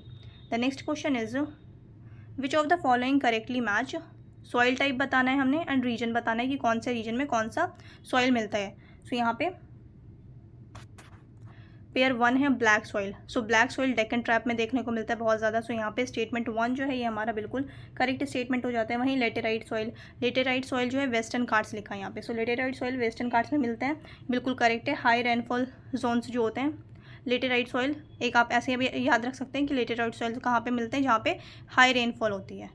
So high rainfall Jones जो होते हैं वहाँ पे लेटेराइट सॉइल देखने को मिलती है। और वेस्टर्न घाट्स में बहुत ज़्यादा बारिश होती है। सो यहाँ पे स्टेटमेंट 2 जो है ये भी पेयर 2 भी करेक्ट है, पेयर 1 भी करेक्ट है। ब्लैक सॉइल डेक्कन ट्रैप में बहुत देखने को मिलती है। एंड वहीं एलुवियल सॉइल की अगर हम बात करें तो यहाँ बोल रहे हैं छोटा नागपुर प्लेट्यू। सो छोटा नागपुर प्लेट्यू में जो है रेड सॉइल देखने को मिलती है हमें and laterite soil. So alluvial soil जो है ये यहाँ पे नहीं मिलती। सो पेयर 3 जो हो जाएगा ये हमारा इनकरेक्ट हो जाएगा। एलुवियल सॉइल जो है बेसिकली नदर्न प्लेन्स में देखने को मिलती है बहुत ज़्यादा, नदर्न प्लेन्स में। सो यहाँ पे थर्ड पेयर हमारा इनकरेक्ट हो जाएगा। 1 एंड 2 जो होगा राइट आंसर हो जाएगा। So option A is the right answer, 1 and 2 only. The next question is the western disturbances which affect India's weather patterns originate in. So western disturbances जो affect करती है India के weather pattern को, ये originate कहाँ से होती है? ये ओरिजिनेट होती है मेडिटेरेनियन सी। सो ऑप्शन सी जो हो जाएगा यहाँ पे राइट आंसर हो जाएगा Mediterranean sea. The next question is arrange the following mountain ranges from north to south. So map वगैरह आपको अच्छे से पता होना चाहिए, फिजिकल मैप हो चाहे पॉलिटिकल मैप हो। सो तभी आप लोग ऐसे क्वेश्चन अटैम्प्ट कर पाएंगे। सो नॉर्थ से साउथ में अरेंज करना है। सो विंध्यास है, सतपुरास है, अरावलीज है, देन ईस्टर्न घाट्स हैं। सो यहाँ पे अगर हम बात करें तो सबसे पहले क्या आ जाएगा? सबसे पहले आ जाएगा अरावलीज, नॉर्थ वेस्ट में अरावलीज। सो सबसे पहले आएगा 3, देन अरावलीज के बाद है विंध्यास आएगा या सतपुरास। सो यहाँ पे आएगा सबसे पहले विंध्यास। विंध्यास सतपुरा से ऊपर है। सो विंध्या है, देन नीचे सतपुरा है। सो ये आपको याद रखना है। सबसे पहले है अरावलीज, नॉर्थ से साउथ में लगाना है। अरावलीज है नॉर्थ वेस्ट में, देन विंध्यास आती है, विंध्यास माउंटेन्स, देन इसके नीचे है Satpuras, then eastern Ghats. So Aravallis यानी कि 3 number, then Vindhyas 1, 3, 1, Satpuras 2, 3, 1, 2 and eastern Ghats 4। So 3, 1, 2, 4, 3, 1, 2, 4 कौन से ऑप्शन में हमारा? सो ऑप्शन ए जो हो जाएगा यहाँ पर राइट आंसर हो जाएगा 3, 1, 2, 4। Option A is the right answer. The next question is which of the following statements regarding Indian monsoons are correct. So Indian monsoon से रिलेटेड हमने करेक्ट स्टेटमेंट बतानी है। सो स्टेटमेंट 1 है it is caused due to differential heating of land and sea. So यहाँ पे statement 1 बिल्कुल correct है। जो ये रेनफॉल होती है बेसिकली इंडियन मानसून जो है इसका एक रीज़न क्या है कि डिफरेंट हीटिंग पैटर्न होता है लैंड एंड सी का, इसकी वजह से बारिश होती है। सो यहाँ पे स्टेटमेंट 1 बिल्कुल करेक्ट है। स्टेटमेंट 2 की अगर हम बात करें the inter tropical convergence zone या जिसे ITCZ कहते हैं शिफ्ट्स नॉर्थवर्ड ड्यूरिंग समर, ये भी बिल्कुल करेक्ट है। समर्स के टाइम पे ITCZ जो है वो नॉर्थवर्ड शिफ्ट हो जाता है। सो सेकंड स्टेटमेंट भी बिल्कुल करेक्ट है, ये भी मानसून का एक रीज़न है। देन थर्ड स्टेटमेंट है हमारी यहाँ पे the Arabian sea branch causes more rainfall in eastern India than the bay of Bengal branch. तो यहाँ पे थर्ड जो है ये हमारा बिल्कुल करेक्ट हो जाता है बिकॉज ये अरेबियन सी नहीं होगा, बे ऑफ बंगाल होगा। बे ऑफ बंगाल की वजह से ज़्यादा बारिश होती है मोर रेनफॉल होती है ईस्टर्न घाट्स में, या फिर ईस्टर्न घाट्स में कह रहे हैं ईस्टर्न इंडिया में या फिर नॉर्थ ईस्टर्न इंडिया में। सो यहाँ पे स्टेटमेंट 3 जो हो जाएगी हमारी इनकरेक्ट हो जाएगी। यहाँ पे अरेबियन सी नहीं होगा, बे ऑफ बंगाल होगा। सो यहाँ पे 1 एंड 2 जो है ये राइट आंसर है हमारा। ऑप्शन ए जो हो जाएगा ये करेक्ट हो जाएगा, 1 and 2 only. The next question is the longest national waterway in India. So longest waterway बताना है इंडिया का। लॉन्गेस्ट वाटरवे कौन सा है? National waterway 1 Allahabad Haldia stretch. So national water way Allahabad and Haldia stretch is the right answer. ये longest national waterway है। And अगर इसकी हम रिवर की बात करते हैं नेशनल वाटरवे 1 की इलाहाबाद हल्दिया स्ट्रेच की, तो ये basically Ganga, Bhagirathi and Hooghly system का पार्ट है। और इसका अगर हम लेंथ देखें तो 1600 किलोमीटर, 1600 किलोमीटर। सो ये फैक्ट्स आपको याद करके जाने अच्छे से। 1600 किलोमीटर ये लॉन्गेस्ट वाटरवे है। सो ऑप्शन ए जो हो जाएगा यहाँ पे राइट आंसर हो जाएगा। The next question is the rain shadow area of the western Ghats lies mainly in. So rain shadow area of western Ghats mainly कहाँ है? सो ये कहाँ है? Basically eastern Karnataka and parts of Tamil Nadu. So eastern Karnataka and parts of Tamil Nadu. Option C जो हो जाएगा यहाँ पे राइट आंसर हो जाएगा। The next question is with reference to the IST consider the following. Indian standard time से रिलेटेड हमने यहाँ पे करेक्ट स्टेटमेंट्स बतानी है। सो स्टेटमेंट 1 है it is based on 82.5 degree east longitude. So यहाँ पे स्टेटमेंट 1 जो है ये हमारी बिल्कुल करेक्ट हो जाती है। There is a demand for a separate time zone in north east India. So ये भी बहुत सालों से डिमांड उठ रही है नॉर्थ ईस्ट इंडिया से कि उन्हें डिफरेंट टाइम जोन्स चाहिए। सो यहाँ पे स्टेटमेंट 2 जो है ये भी बिल्कुल करेक्ट है। It is 5 hours and 30 minutes ahead of UTC। सो यहाँ पे थर्ड स्टेटमेंट भी हमारी बिल्कुल करेक्ट हो जाती है। तीनों ही स्टेटमेंट्स हमारी करेक्ट है। राइट आंसर हो जाएगा ऑप्शन डी 1, 2 एंड 3। और एक और चीज़ इंपॉर्टेंट है कि ये जो इंडियन स्टैंडर्ड टाइम है, इंडियन स्टैंडर्ड टाइम जो है ये कहाँ से क्रॉस होती है? मिर्ज़ापुर से। उत्तर प्रदेश में, उत्तर प्रदेश का डिस्ट्रिक्ट है मिर्ज़ापुर, यहाँ से बिल्कुल पास करती है इंडियन स्टैंडर्ड टाइम जोन। सो यहाँ पे जो है ये 1, 2 एंड 3 तीनों ही बिल्कुल करेक्ट है। The right answer is option D. और यहाँ पे एक और इम्पॉर्टेंट चीज़ कि इंडियन स्टैंडर्ड टाइम जो है, एक तो मैंने बताया कि बिल्कुल ये पास करती है कहाँ से? मिर्ज़ापुर डिस्ट्रिक्ट से। एंड कितनी बार स्टेट्स पूछ लेते हैं कि कितने स्टेट्स को क्रॉस करती है Indian standard time. So Indian standard time जो है 5 स्टेट्स से गुजरती है। एंड ये 5 स्टेट्स कौन से हैं? स्टेट्स का नाम पता होना चाहिए आपको। उत्तर प्रदेश, मध्य प्रदेश, छत्तीसगढ़, ओडिशा एंड आंध्र प्रदेश। सो ये 5 स्टेट्स आपको अच्छे से याद होने चाहिए। 5 स्टेट्स से गुजरती है Indian standard time. Indian standard time का जो है कौन सा लैटिट्यूड पे है? 82.5 डिग्री लॉन्गिट्यूड। और जो स्पेसिफिकली यूपी में जो स्टेट है जहाँ से ये क्रॉस होती है, कौन सा स्टेट है? मिर्ज़ापुर डिस्ट्रिक्ट है।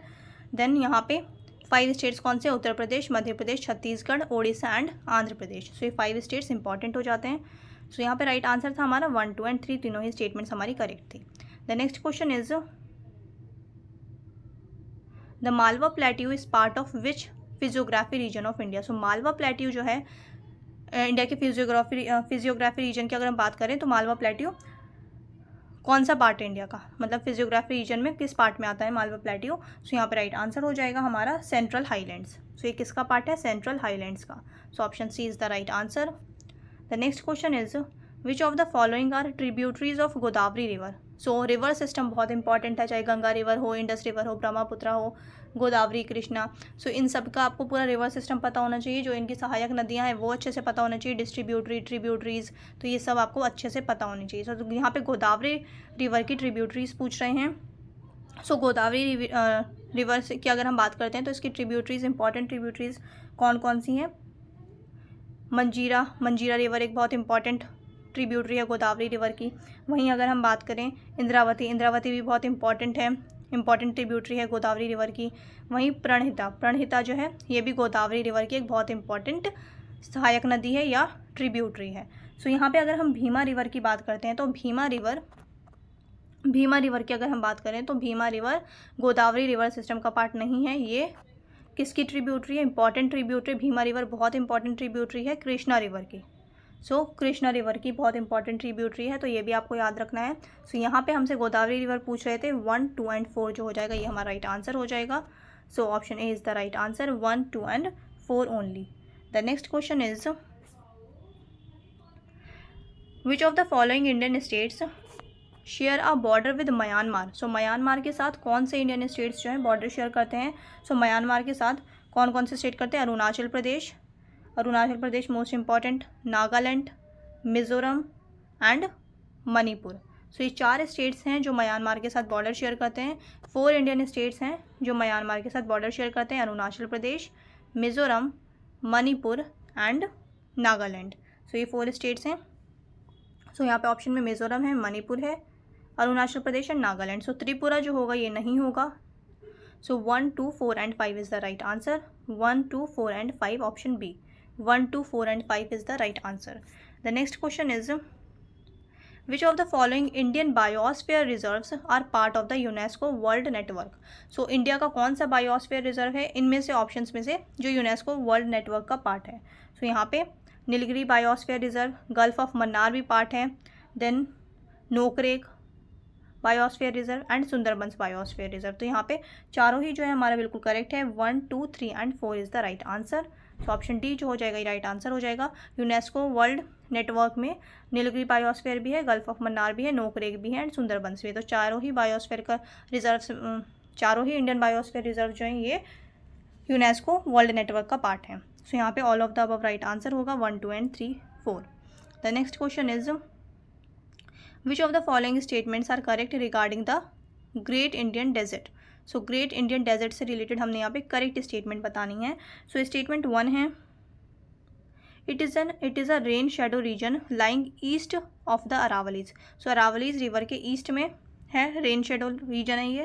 सो यहाँ पे जो हमारा फर्स्ट है ये बिल्कुल करेक्ट है। ये क्या है, ग्रेट इंडियन डेजर्ट, जिसे हम थार डेजर्ट भी कहते हैं। सो यहाँ पे स्टेटमेंट 1 जो है ये हमारी बिल्कुल करेक्ट हो जाती है। द नेक्स्ट क्वेश्चन है यहाँ पे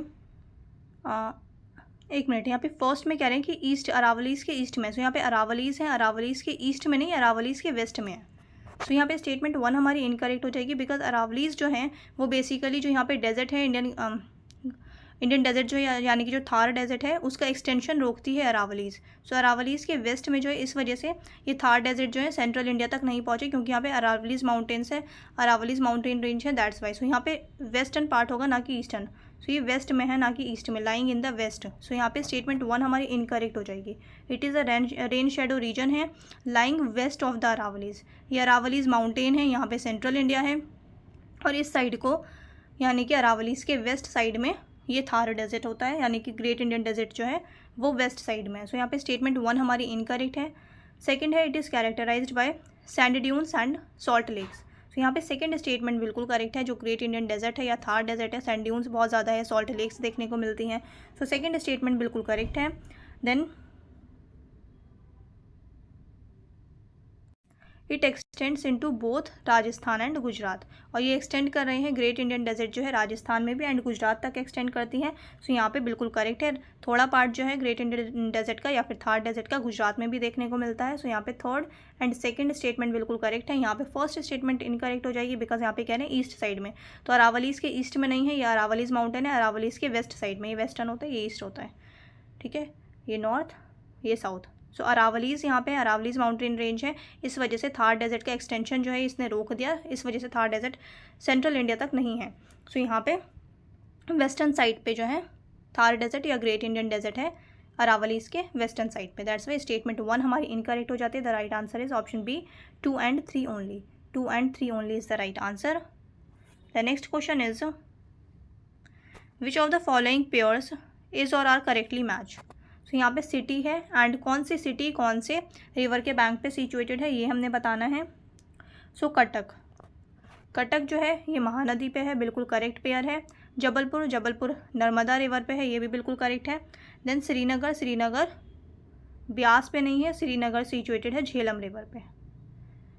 Srinagar situated on the bank of Jhelum river, ना कि ब्यास। दैट्स वाई पेयर 3 जो हो जाएगा ये हमारा इनकरेक्ट हो जाएगा। 1 and 2 जो है यहाँ पे बिल्कुल करेक्ट है। राइट आंसर होगा option A 1 and 2 only. The next question is the Duncan passage separates. So Duncan passage की अगर हम बात करें तो ये किसे सेपरेट कर रहा है। सो ये सेपरेट करता है basically Duncan passage little Andaman को साउथ अंडमान से, लिटिल अंडमान को साउथ अंडमान से। सो यहाँ राइट आंसर हो जाएगा हमारा little Andaman and south Andaman, option B is the right answer. Little Andaman and south Andaman को डंकन पैसेज सेपरेट करता है। The next question is arrange the following Indian ports from south to north. अब साउथ से हमने नॉर्थ में जाना है, साउथ से नॉर्थ में अरेंज करना है इंडियन पोर्ट्स को। सो यहाँ पे जो हमारा राइट सीक्वेंस होगा साउथ से नॉर्थ की तरफ करना है। ध्यान रखना आपको, साउथ से नॉर्थ की तरफ जाना है, ना कि नॉर्थ टू साउथ। तो यहाँ पे सबसे साउथ की अगर हम बात करें तो सबसे साउथ में कौन सा पोर्ट है? कोची पोर्ट। कोची पोर्ट सबसे साउथ में आ जाएगा। देन कोची पोर्ट के बाद अगर हम बात करें मोरमुगांव पोर्ट सेकंड पे आ जाएगा। देन इसके ऊपर अगर हम बात करें चेन्नई पोर्ट, सो यहाँ पे 4 आ जाएगा Chennai. Then Kandla port. So then 1 3 2 4 1 3 2 4 1 option C is the right answer. 3 2 4 1 south से नॉर्थ की तरफ है ये। सो सबसे साउथ में क्या है? कोची है। कोची पोर्ट सबसे साउथ में, उसके बाद मोरमुगांव पोर्ट इसके बाद है, देन चेन्नई पोर्ट है, देन कांडला पोर्ट है। वहीं अगर नॉर्थ से साउथ की तरफ लगाना होता तो क्या होता हमारा? तब हमारा आंसर होता Kandla port, then Chennai port, then Mormugao port, then last में आता कोची पोर्ट। बट यहाँ पे हमने साउथ से नॉर्थ में लगाना है, सो दैट्स वाई जो हमारा सीक्वेंस होगा वो हो जाएगा 3 2 4 1। Option C is the right answer, 3 2 4 1। The next question is the tropic of cancer passes through which of the following states. So tropic of cancer की अगर हम बात करें, ट्रॉपिक ऑफ कैंसर जो है 8 इंडियन स्टेट्स को क्रॉस करता है। 8 इंडियन स्टेट्स, और ये 8 इंडियन स्टेट्स बहुत इंपॉर्टेंट है, इसका नाम पता होना चाहिए आपको। कौन कौन से स्टेट्स हैं? सबसे पहले अगर हम बात करते हैं तो गुजरात, सबसे पहले Gujarat, then Rajasthan, Madhya Pradesh, Chhattisgarh, Jharkhand, waste Bengal, Tripura and Mizoram. So ये 8 स्टेट्स हैं, बहुत इंपॉर्टेंट है। Gujarat, Rajasthan, Madhya Pradesh, Chhattisgarh, Jharkhand, waste Bengal, Tripura and Mizoram. So यहाँ पे आप ऑप्शंस देख लेते हैं। राजस्थान, छत्तीसगढ़, त्रिपुरा, ओडिशा नहीं है। सो यहाँ पे 1 2 4 जो हो जाएगा ये हमारा राइट आंसर हो जाएगा, ऑप्शन ए। 1 2 एंड 4 8 स्टेट्स से पास होता है ट्रॉपिक ऑफ कैंसर। सो यहाँ पे उन 8 स्टेट्स में से ओडिशा नहीं है। कौन कौन से स्टेट्स हैं? गुजरात है, राजस्थान है, मध्य प्रदेश है, Chhattisgarh, Jharkhand, waste Bengal, Tripura and Mizoram. The next question is which of the following regions receives highest rainfall due to south west monsoon. So south west monsoon की वजह से हाईएस्ट रेनफॉल कौन से रीजन में हमें देखने को मिलती है? So the right answer is Mawsynram region, Mawsynram region of Meghalaya. So option C जो हो जाएगा यहाँ पे राइट आंसर हो जाएगा। अच्छा, और ये एक इंपॉर्टेंट चीज़ यहाँ पे कि मौसिनराम जो है इसे वेटेस्ट प्लेस ऑन अर्थ भी कहते हैं। वेटेस्ट प्लेस ऑन अर्थ, पूरे अर्थ की बात हो रही है, पूरे वर्ल्ड की बात हो रही है। So wettest region of the earth या फिर ऑफ द वर्ल्ड, ठीक है। सो ये बहुत इंपॉर्टेंट हो जाता है। हाईएस्ट मानसून रेनफॉल देखने को मिलती है यहाँ पे मौसिनराम में, और मौसिनराम है कौन से स्टेट में? मेघालय में है। एंड इसको वेटेस्ट पार्ट बोला जाता है, वेटेस्ट प्लेस बोला जाता है अर्थ का, या फिर वेटेस्ट पार्ट पूरे वर्ल्ड का या फिर अर्थ का। सो यहाँ पे सी जो हो जाएगा राइट आंसर हो जाएगा, Mawsynram region of Meghalaya. The next question is which of the following best defines stagflation. So अब यहाँ पे हमारे इकोनॉमिक्स के कुछ क्वेश्चंस हैं। सो स्टैगफ्लेशन जो है बेसिकली क्या होता है? स्टैगफ्लेशन, स्टैगफ्लेशन की अगर हम बात करें, सो हाई इन्फ्लेशन रेट होता है एंड जो ग्रोथ होती है या तो नेगेटिव होती है या फिर बहुत लो ग्रोथ होती है। सो यहाँ पे जो हमारा राइट आंसर हो जाएगा वो हो जाएगा option C, high inflation with low और नेगेटिव ग्रोथ। इसे कहते हैं स्टैगफ्लेशन। ग्रोथ स्टैगनेंट हो जाती है, रुक जाती है, या फिर नेगेटिव होती है बिल्कुल ही, और इन्फ्लेशन जो होता है वो बहुत ज़्यादा होता है। सो यहाँ पे स्टेटमेंट सी जो हो जाएगी ये हमारा राइट आंसर हो जाएगा। सेकेंड है which of the following statements is और are true about physical responsibility and budget management, यानी कि FRBM act of 2003। So FRBM act 2003 से रिलेटेड हमने यहाँ पे करेक्ट स्टेटमेंट बतानी है। सो स्टेटमेंट 1 है, it mandates the elimination of revenue deficit. So यहाँ पे स्टेटमेंट 1 बिल्कुल करेक्ट है कि यहाँ पे टारगेट लिया गया था कि रेवेन्यू डेफिसिट्स हमने एलिमिनेट करना है, और कुछ टारगेट्स थे कि हर साल इतना इतना कम होना चाहिए। सो यहाँ पे स्टेटमेंट 1 जो है ये हमारा बिल्कुल करेक्ट हो जाता है। सेकेंड है it restricts the government's borrowings and physical deficit. So यहाँ पे स्टेटमेंट 2 जो है ये भी बिल्कुल करेक्ट है। ये रिस्ट्रिक्ट कर इस एक्ट के तहत रिस्ट्रिक्ट किया गया था गवर्नमेंट्स की बोरोइंग्स को एंड फिजिकल डेफिसिट को, ऐसा प्रोविजन था इस एक्ट में मेंशन किया गया था। देन थर्ड है यहाँ पे it is applicable only to the central government. So यहाँ पे थर्ड स्टेटमेंट हमारी बिल्कुल करेक्ट हो जाती इनकरेक्ट हो जाती है, बिकॉज ये सिर्फ और सिर्फ सेंट्रल गवर्नमेंट के लिए नहीं था, स्टेट गवर्नमेंट्स के लिए भी था। सो यहाँ पे स्टेटमेंट 3 जो होगी ये इनकरेक्ट हो जाएगी। राइट आंसर है हमारा 1 एंड 2। सो ऑप्शन ए जो हो जाएगा यहाँ पे राइट आंसर हो जाएगा 1 and 2 only. The next question is the term crowding out effect. So crowding out effect in public finance refers to. So basically crowding out effect जो है ये क्या होता है, ये होता है high public spending leading to decreased private investment. So यहाँ पे पब्लिक जब बहुत ज़्यादा स्पेंड करेगी, हाई पब्लिक स्पेंडिंग, जिसकी वजह से क्या होगा फिर कि प्राइवेट इन्वेस्टमेंट जो होंगे वो कम हो जाएंगे. जब गवर्नमेंट ज़्यादा स्पेंड करेगी, ठीक है, तो उसकी वजह से प्राइवेट इन्वेस्टमेंट क्या हो जाएंगे, कम हो जाएंगे. सो यहाँ पे स्टेटमेंट बी जो है ये बिल्कुल करेक्ट है. क्राउडिंग आउट इफेक्ट इसे ही कहते हैं. सो ऑप्शन बी जो हो जाएगा यहाँ पे राइट आंसर हो जाएगा. फिर नेक्स्ट है consider the following statements about repo rate. So repo rate से रिलेटेड हमने यहाँ पे करेक्ट स्टेटमेंट बतानी है. सो रेपो रेट बेसिकली क्या होता है, ये रेट होता है जब आरबीआई जिस रेट पे, या फिर इंटरेस्ट रेट होता है जब आरबीआई लेंड करती है बैंक्स को, जब बैंक्स को उधार देती है, लेंड करती है आरबीआई, सो उस पर रेपो रेट लगाती है. रेपो रेट बेसिकली एक तरीके का इंटरेस्ट होता है, इंटरेस्ट रेट आप कह सकते हैं. सो यहाँ पे स्टेटमेंट 1 है, it is the rate at which RBI lends short term money to banks. तो यहाँ पे स्टेटमेंट 1 बिल्कुल करेक्ट है, और ये शॉर्ट टर्म मनी के लिए होता है, ये भी आपको याद रखना है. सो स्टेटमेंट 1 बिल्कुल करेक्ट है. सेकेंड स्टेटमेंट है an increase in repo rate encourages banks to borrow more from RBI. नहीं, सो यहाँ पे सेकेंड स्टेटमेंट इनकरेक्ट हो जाएगी, बिकॉज अगर रेपो रेट ज़्यादा होगा, रेपो रेट एक तरीके का इंटरेस्ट रेट होता है, इंटरेस्ट रेट अगर आरबीआई ज़्यादा चार्ज करेगी तो बैंक्स ज़्यादा बोरो क्यों करेगी, बैंक्स फिर कम बोरो करेगी आरबीआई से. सो यहाँ पे एनकरेज नहीं करता है बैंक्स को बोरो करना अगर रेपो रेट इंक्रीज़ किया गया है तो. सो यहाँ पे स्टेटमेंट 2 जो होगा ये इनकरेक्ट हो जाएगा हमारा. यहाँ हमसे करेक्ट पूछ रहे थे, राइट आंसर होगा only 1. So option A is the right answer, only 1. The next question is which of the following is और are considered capital receipts in the government of India's budget. So इनमें से capital receipts में क्या चीज़ें आती हैं. सो capital receipts की अगर हम बात करें, सो कैपिटल रिसिप्ट्स में डिसइन्वेस्टमेंट, लोन रिकवरी, ये सारी चीज़ें आती हैं. So disinvestment proceeds, recovery of loans, second भी बिल्कुल करेक्ट है. थर्ड है interest receipts on loans. So यहाँ पे थर्ड जो हो जाएगा ये हमारा बिल्कुल इनकरेक्ट हो जाएगा. ये जो होगा हमारा इंटरेस्ट रिसिप्ट्स ऑन लोन्स, ये किस में आएगा, ये कैपिटल रिसिप्ट्स का पार्ट नहीं होता, ये रेवेन्यू रिसिप्ट का पार्ट होता है. ये किसका पार्ट होता है, रेवेन्यू रिसिप्ट का पार्ट होता है, कैपिटल का पार्ट नहीं होता. कैपिटल का पार्ट होता है disinvestment proceeds, recovery of loans. So ये होगा कैपिटल रिसिप्ट का पार्ट. वहीं इंटरेस्ट रिसिप्ट्स जो हैं लोन्स पे, ये होता है रेवेन्यू रिसिप्ट्स का पार्ट. सो थर्ड जो होगा यहाँ पे इनकरेक्ट हो जाएगा. आंसर होगा हमारा 1 and 2, बिकॉज हमसे करेक्ट पूछ रहे थे. So the right answer is option A 1 and 2 only. The next question is in India the terms of trade between agriculture and industry have. So terms of trade between agriculture and industry have, India की बात करें, historically been unfavourable for agriculture.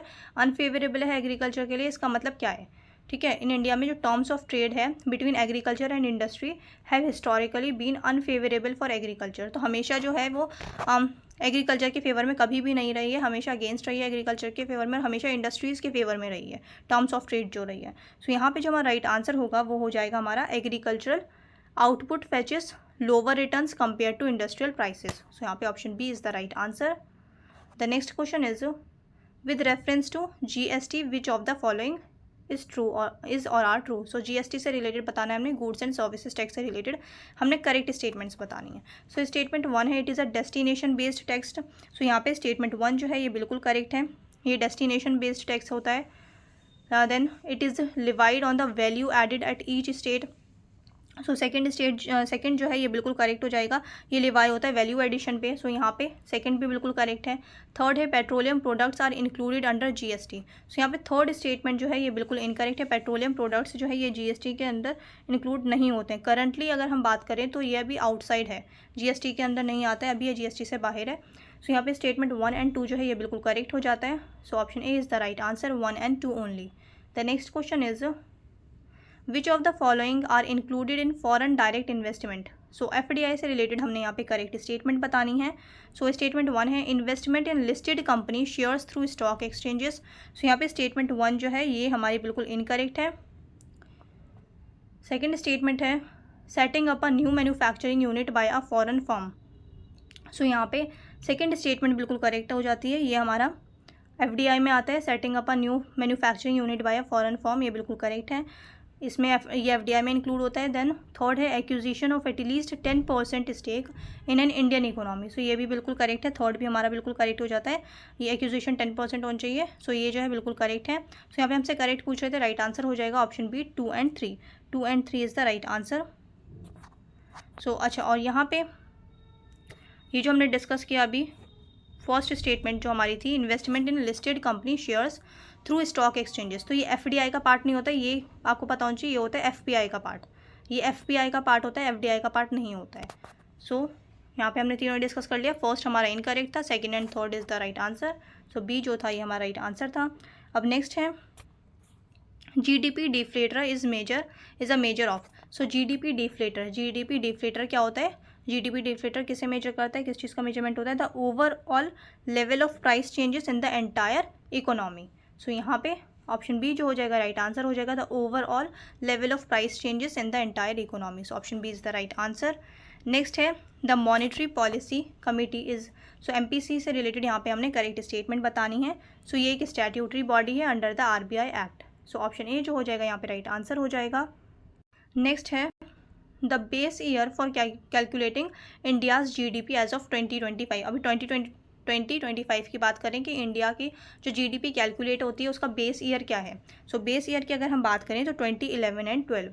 So option B जो होगा ये right answer हो जाएगा, 2011 and 12 base year है GDP calculation का। नेक्स्ट है which of the following can lead to appreciation of Indian rupee. Indian rupee जो है, इंडियन रुपी की वैल्यू इंक्रीज़ होगी किन चीज़ों से?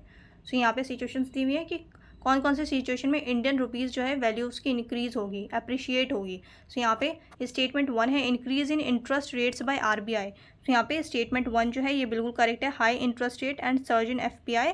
सो इसकी वजह से क्या होगा, मोर डिमांड होगी रुपये की, और रुपये क्या होगा उससे अप्रिशिएट होगा, रुपये की वैल्यू जो होगी वो इंक्रीज़ होगी। सो यहाँ पे स्टेटमेंट 1 जो है ये बिल्कुल करेक्ट है।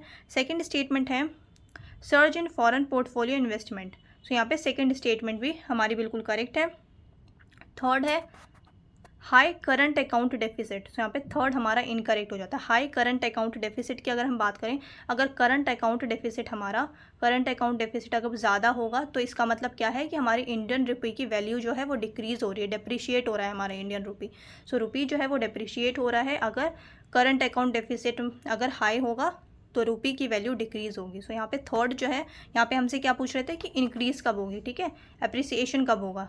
सो जब हाई करंट अकाउंट डेफिसिट होगा तो इससे डेप्रिशिएट होगी वैल्यू जो होगी। सो यहाँ पे 1 एंड 2 जो हो जाएगा ये राइट आंसर हो जाएगा। Option A is the right answer, 1 and 2 only. The next question is consider the following about the balance of payments. So balance of payment से रिलेटेड हमने करेक्ट स्टेटमेंट बतानी है। सो स्टेटमेंट 1 है balance of payments always balances in accounting terms. So यहाँ पे statement 1 बिल्कुल correct है, balance of payment जो होता है वो हमेशा अकाउंटिंग टर्म्स में वो किया जाता है। सो यहाँ पे balance of payments always balance जो किया जाता है अकाउंटिंग टर्म्स में किया जाता है, बिल्कुल करेक्ट है। सेकंड है capital account records remittances and exports.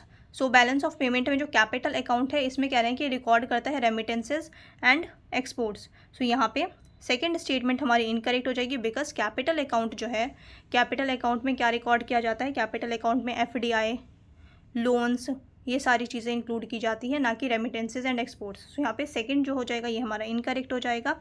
Remittances and exports की अगर हम बात करें तो ये होता है हमारा करंट अकाउंट में, ना कि कैपिटल अकाउंट में। सो ये कैपिटल अकाउंट में नहीं होता, दैट्स वाई स्टेटमेंट 2 जो होगी ये इनकरेक्ट हो जाएगी। रेमिटेंसेज एंड एक्सपोर्ट्स जो होता है ये होता है हमारा करंट अकाउंट में, वहीं कैपिटल अकाउंट में हम होता है loans, FDI.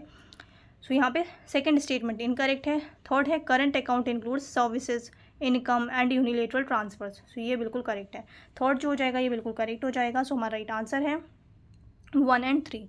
So option A is the right answer. Correct पूछ रहे थे, 1 एंड 3 जो हो जाएगा यहाँ पे करेक्ट आंसर हो जाएगा हमारा।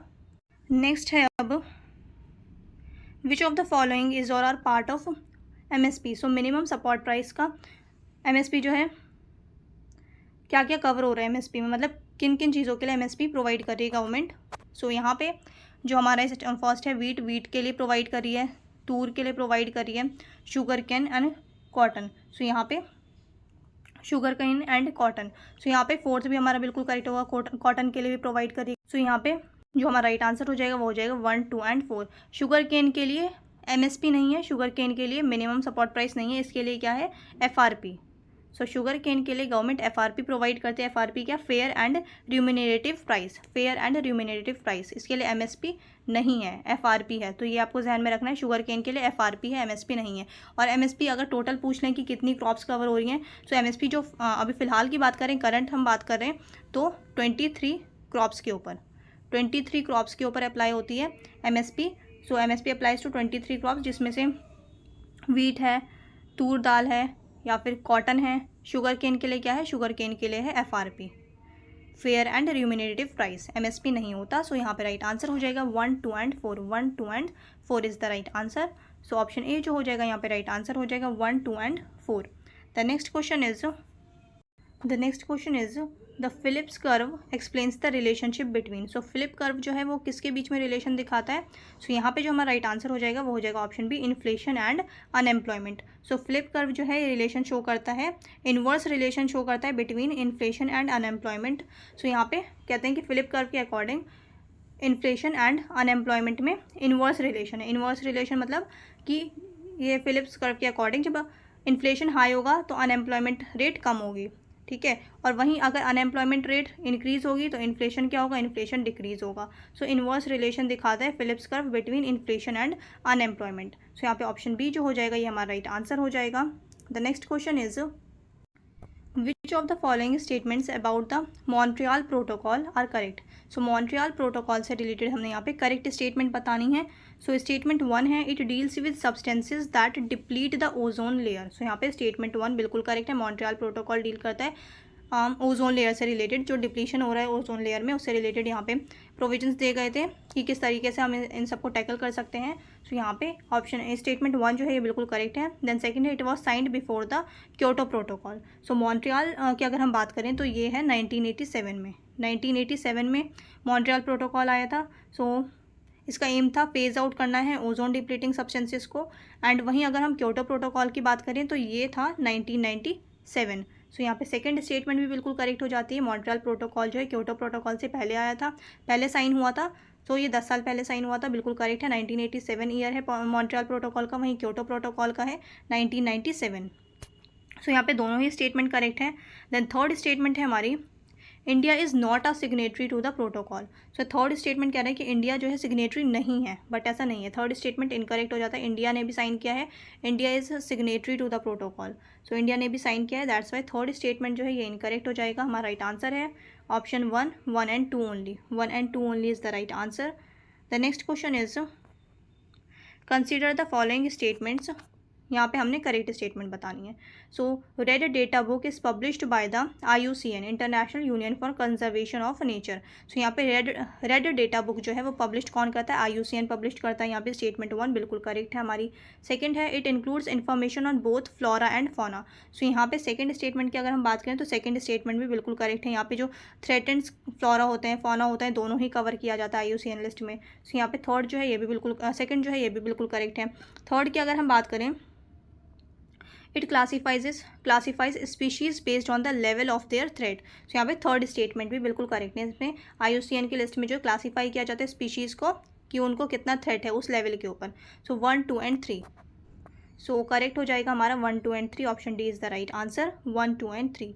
The next question is with reference to the Ramsar convention which of the following statement is not correct. So not correct बताना है, यानी कि जो इनकरेक्ट है रामसर कन्वेंशन से रिलेटेड वो बताना है। सो स्टेटमेंट 1 है, it is N intergovernmental treaty for conservation of wetlands. ये बिल्कुल करेक्ट है, तो ये हमारा आंसर नहीं होगा, हमने जो गलत है वो बताना है।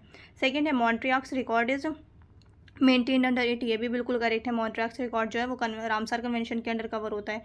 देन अच्छा, यहाँ पे ईयर भी इंपॉर्टेंट है, ईयर आपको पता होना चाहिए। रामसर कन्वेंशन जो है 1971 में रामसर कन्वेंशन जो हुई थी वो 1971 में हुई थी। सो यहाँ पे बिल्कुल ईयर भी आपको पता होना चाहिए। सेकंड स्टेटमेंट भी करेक्ट है, हमसे यहाँ पे इनकरेक्ट पूछ रहे हैं। सो यहाँ पे second A and B answer नहीं होगा बिकॉज ये दोनों करेक्ट है। थर्ड है, it provides for legally binding punishments to non complying nations. So यहाँ पे थर्ड स्टेटमेंट हमारी इनकरेक्ट हो जाती है, कोई भी लीगली बाइंडिंग पनिशमेंट्स नहीं है नॉन कंप्लाइंग नेशंस के लिए। सो यहाँ पे थर्ड जो हो जाएगा ये बिल्कुल इनकरेक्ट हो जाता है, हमसे इनकरेक्ट पूछ रहे थे। और Ramsar sites can be inland और कोस्टल वेटलैंड्स, दोनों ही होता है, ये भी बिल्कुल करेक्ट है। सो हमसे इनकरेक्ट पूछ रहे थे, the right answer is option C.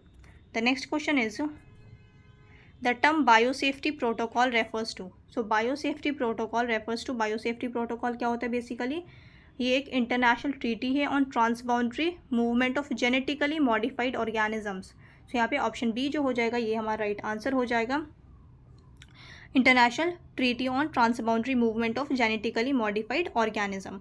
So यहाँ पे इससे रिलेटेड इम्पॉर्टेंट एक प्रोटोकॉल भी, और वो कौन सा प्रोटोकॉल है, आपको प्रोटोकॉल भी याद होना चाहिए। बायोसेफ्टी प्रोटोकॉल एक इंपॉर्टेंट प्रोटोकॉल है इससे related, Cartagena protocol on biosafety, Cartagena protocol on biosafety, और ये कौन से ईयर में हुआ था, 2000 में, ईयर 2000।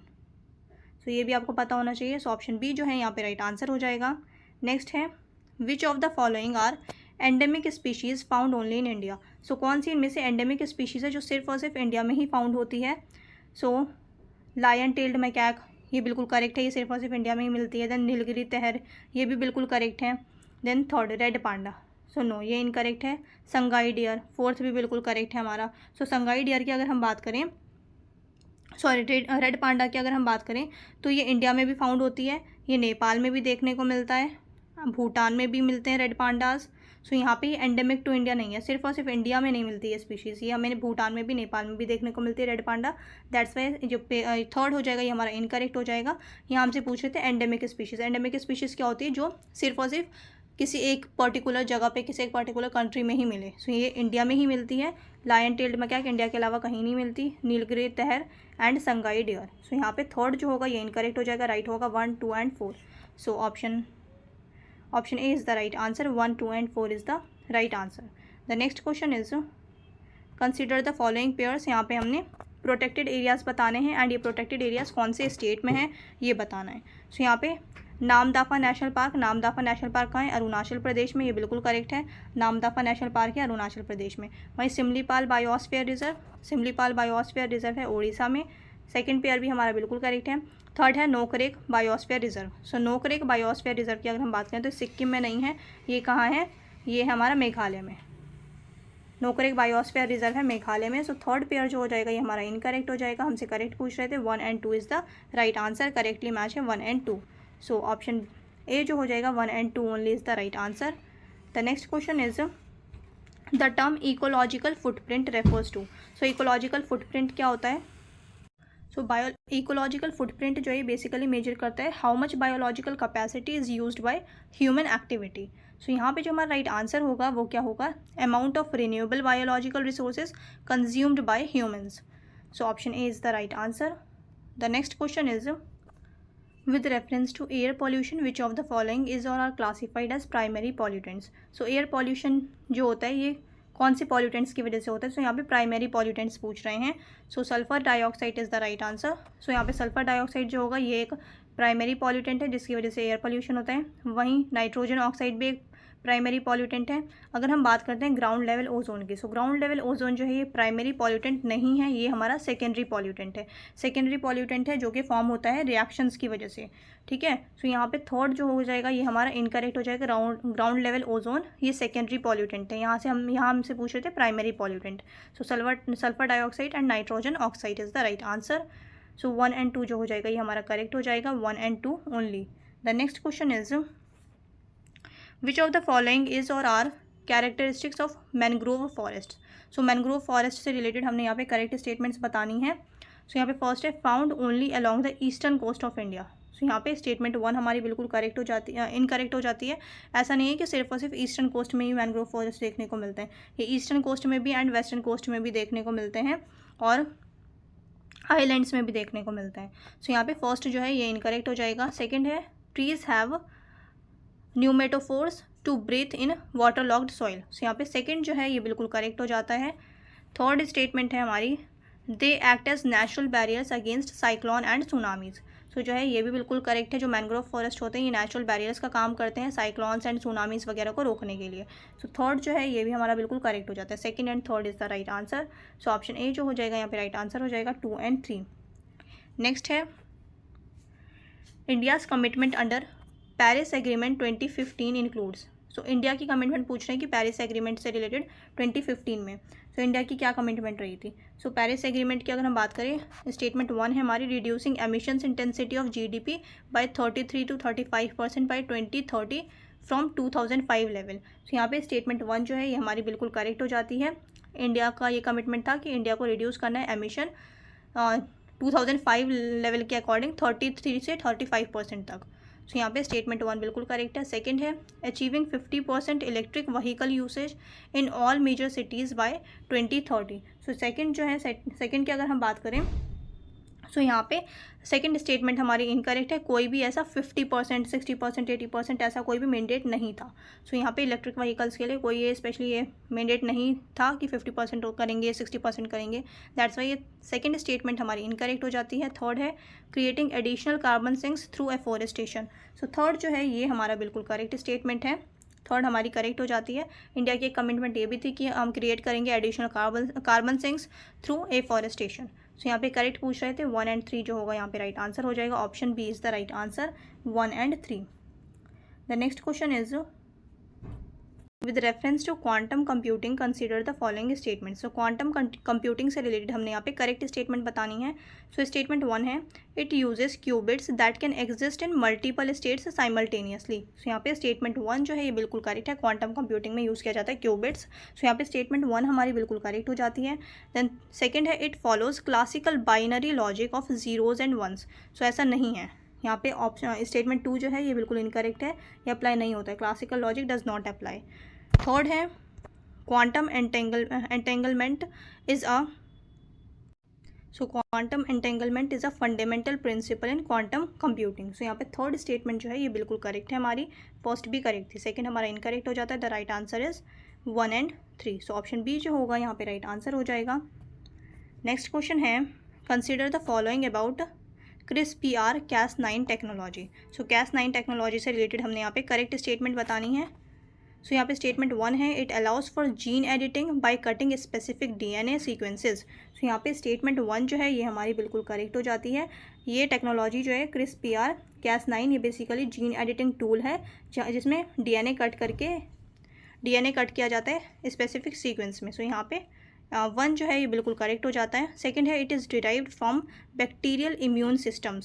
सो सेकंड कह रहे हैं कि बैक्टीरियल इम्यून सिस्टम से जो है बेसिकली इसको डिराइव किया जाता है। सो यहाँ पे सेकंड स्टेटमेंट भी हमारी बिल्कुल करेक्ट है। It is based on bacteria's immune defence against viruses. So यहाँ पे सेकंड स्टेटमेंट भी हमारी बिल्कुल करेक्ट है। थर्ड है it has no potential application in humans due to ethical issues. So यहाँ पे थर्ड स्टेटमेंट हमारी इनकरेक्ट हो जाती है। कोई भी ऐसा नहीं है कि ह्यूमन्स के ऊपर ये अप्लाई नहीं होती। सो यहाँ पे थर्ड स्टेटमेंट जो है ये बिल्कुल इनकरेक्ट है। It does have potential human applications.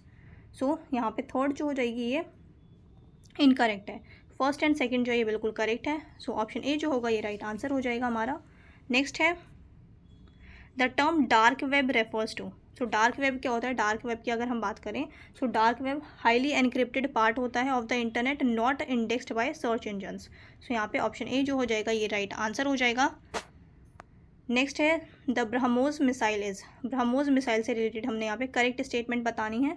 So first है a joint venture between India and Russia. So BrahMos कह रहे हैं कि ये इंडिया एंड रशिया के बीच में एक जॉइंट वेंचर है। सो यहाँ पे बिल्कुल करेक्ट है statement 1। BrahMos missile is a joint venture between India and Russia. So country आपको अच्छे से याद रखनी है, इंडिया एंड रशिया के बीच में। सो ये बिल्कुल करेक्ट है। सेकेंड स्टेटमेंट है capable of being launch from land, sea and air. So यहाँ पे सेकेंड स्टेटमेंट जो है ये भी बिल्कुल करेक्ट है।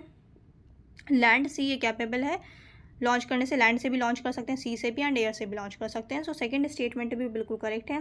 थर्ड है a hypersonic missile currently in use by Indian armed forces. So यहाँ पे थर्ड स्टेटमेंट की अगर हम बात करें सो यहाँ पे ये अभी आर्म्ड फोर्सेज यूज़ नहीं कर रही है, ये बेसिकली अभी अंडर डेवलपमेंट है। दैट्स वाई स्टेटमेंट 3 जो हो जाएगी हमारी इनकरेक्ट हो जाएगी।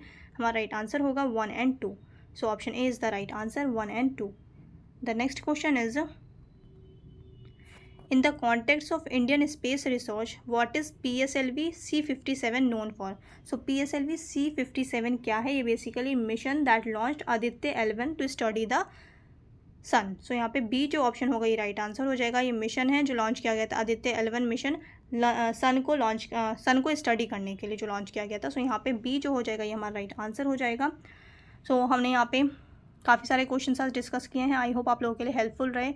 चैनल पे आप लोग नए हैं तो चैनल को सब्सक्राइब कर लें। वीडियो अच्छी लगे तो वीडियो को लाइक कर दें। अब मिलते हैं नेक्स्ट सेशन में।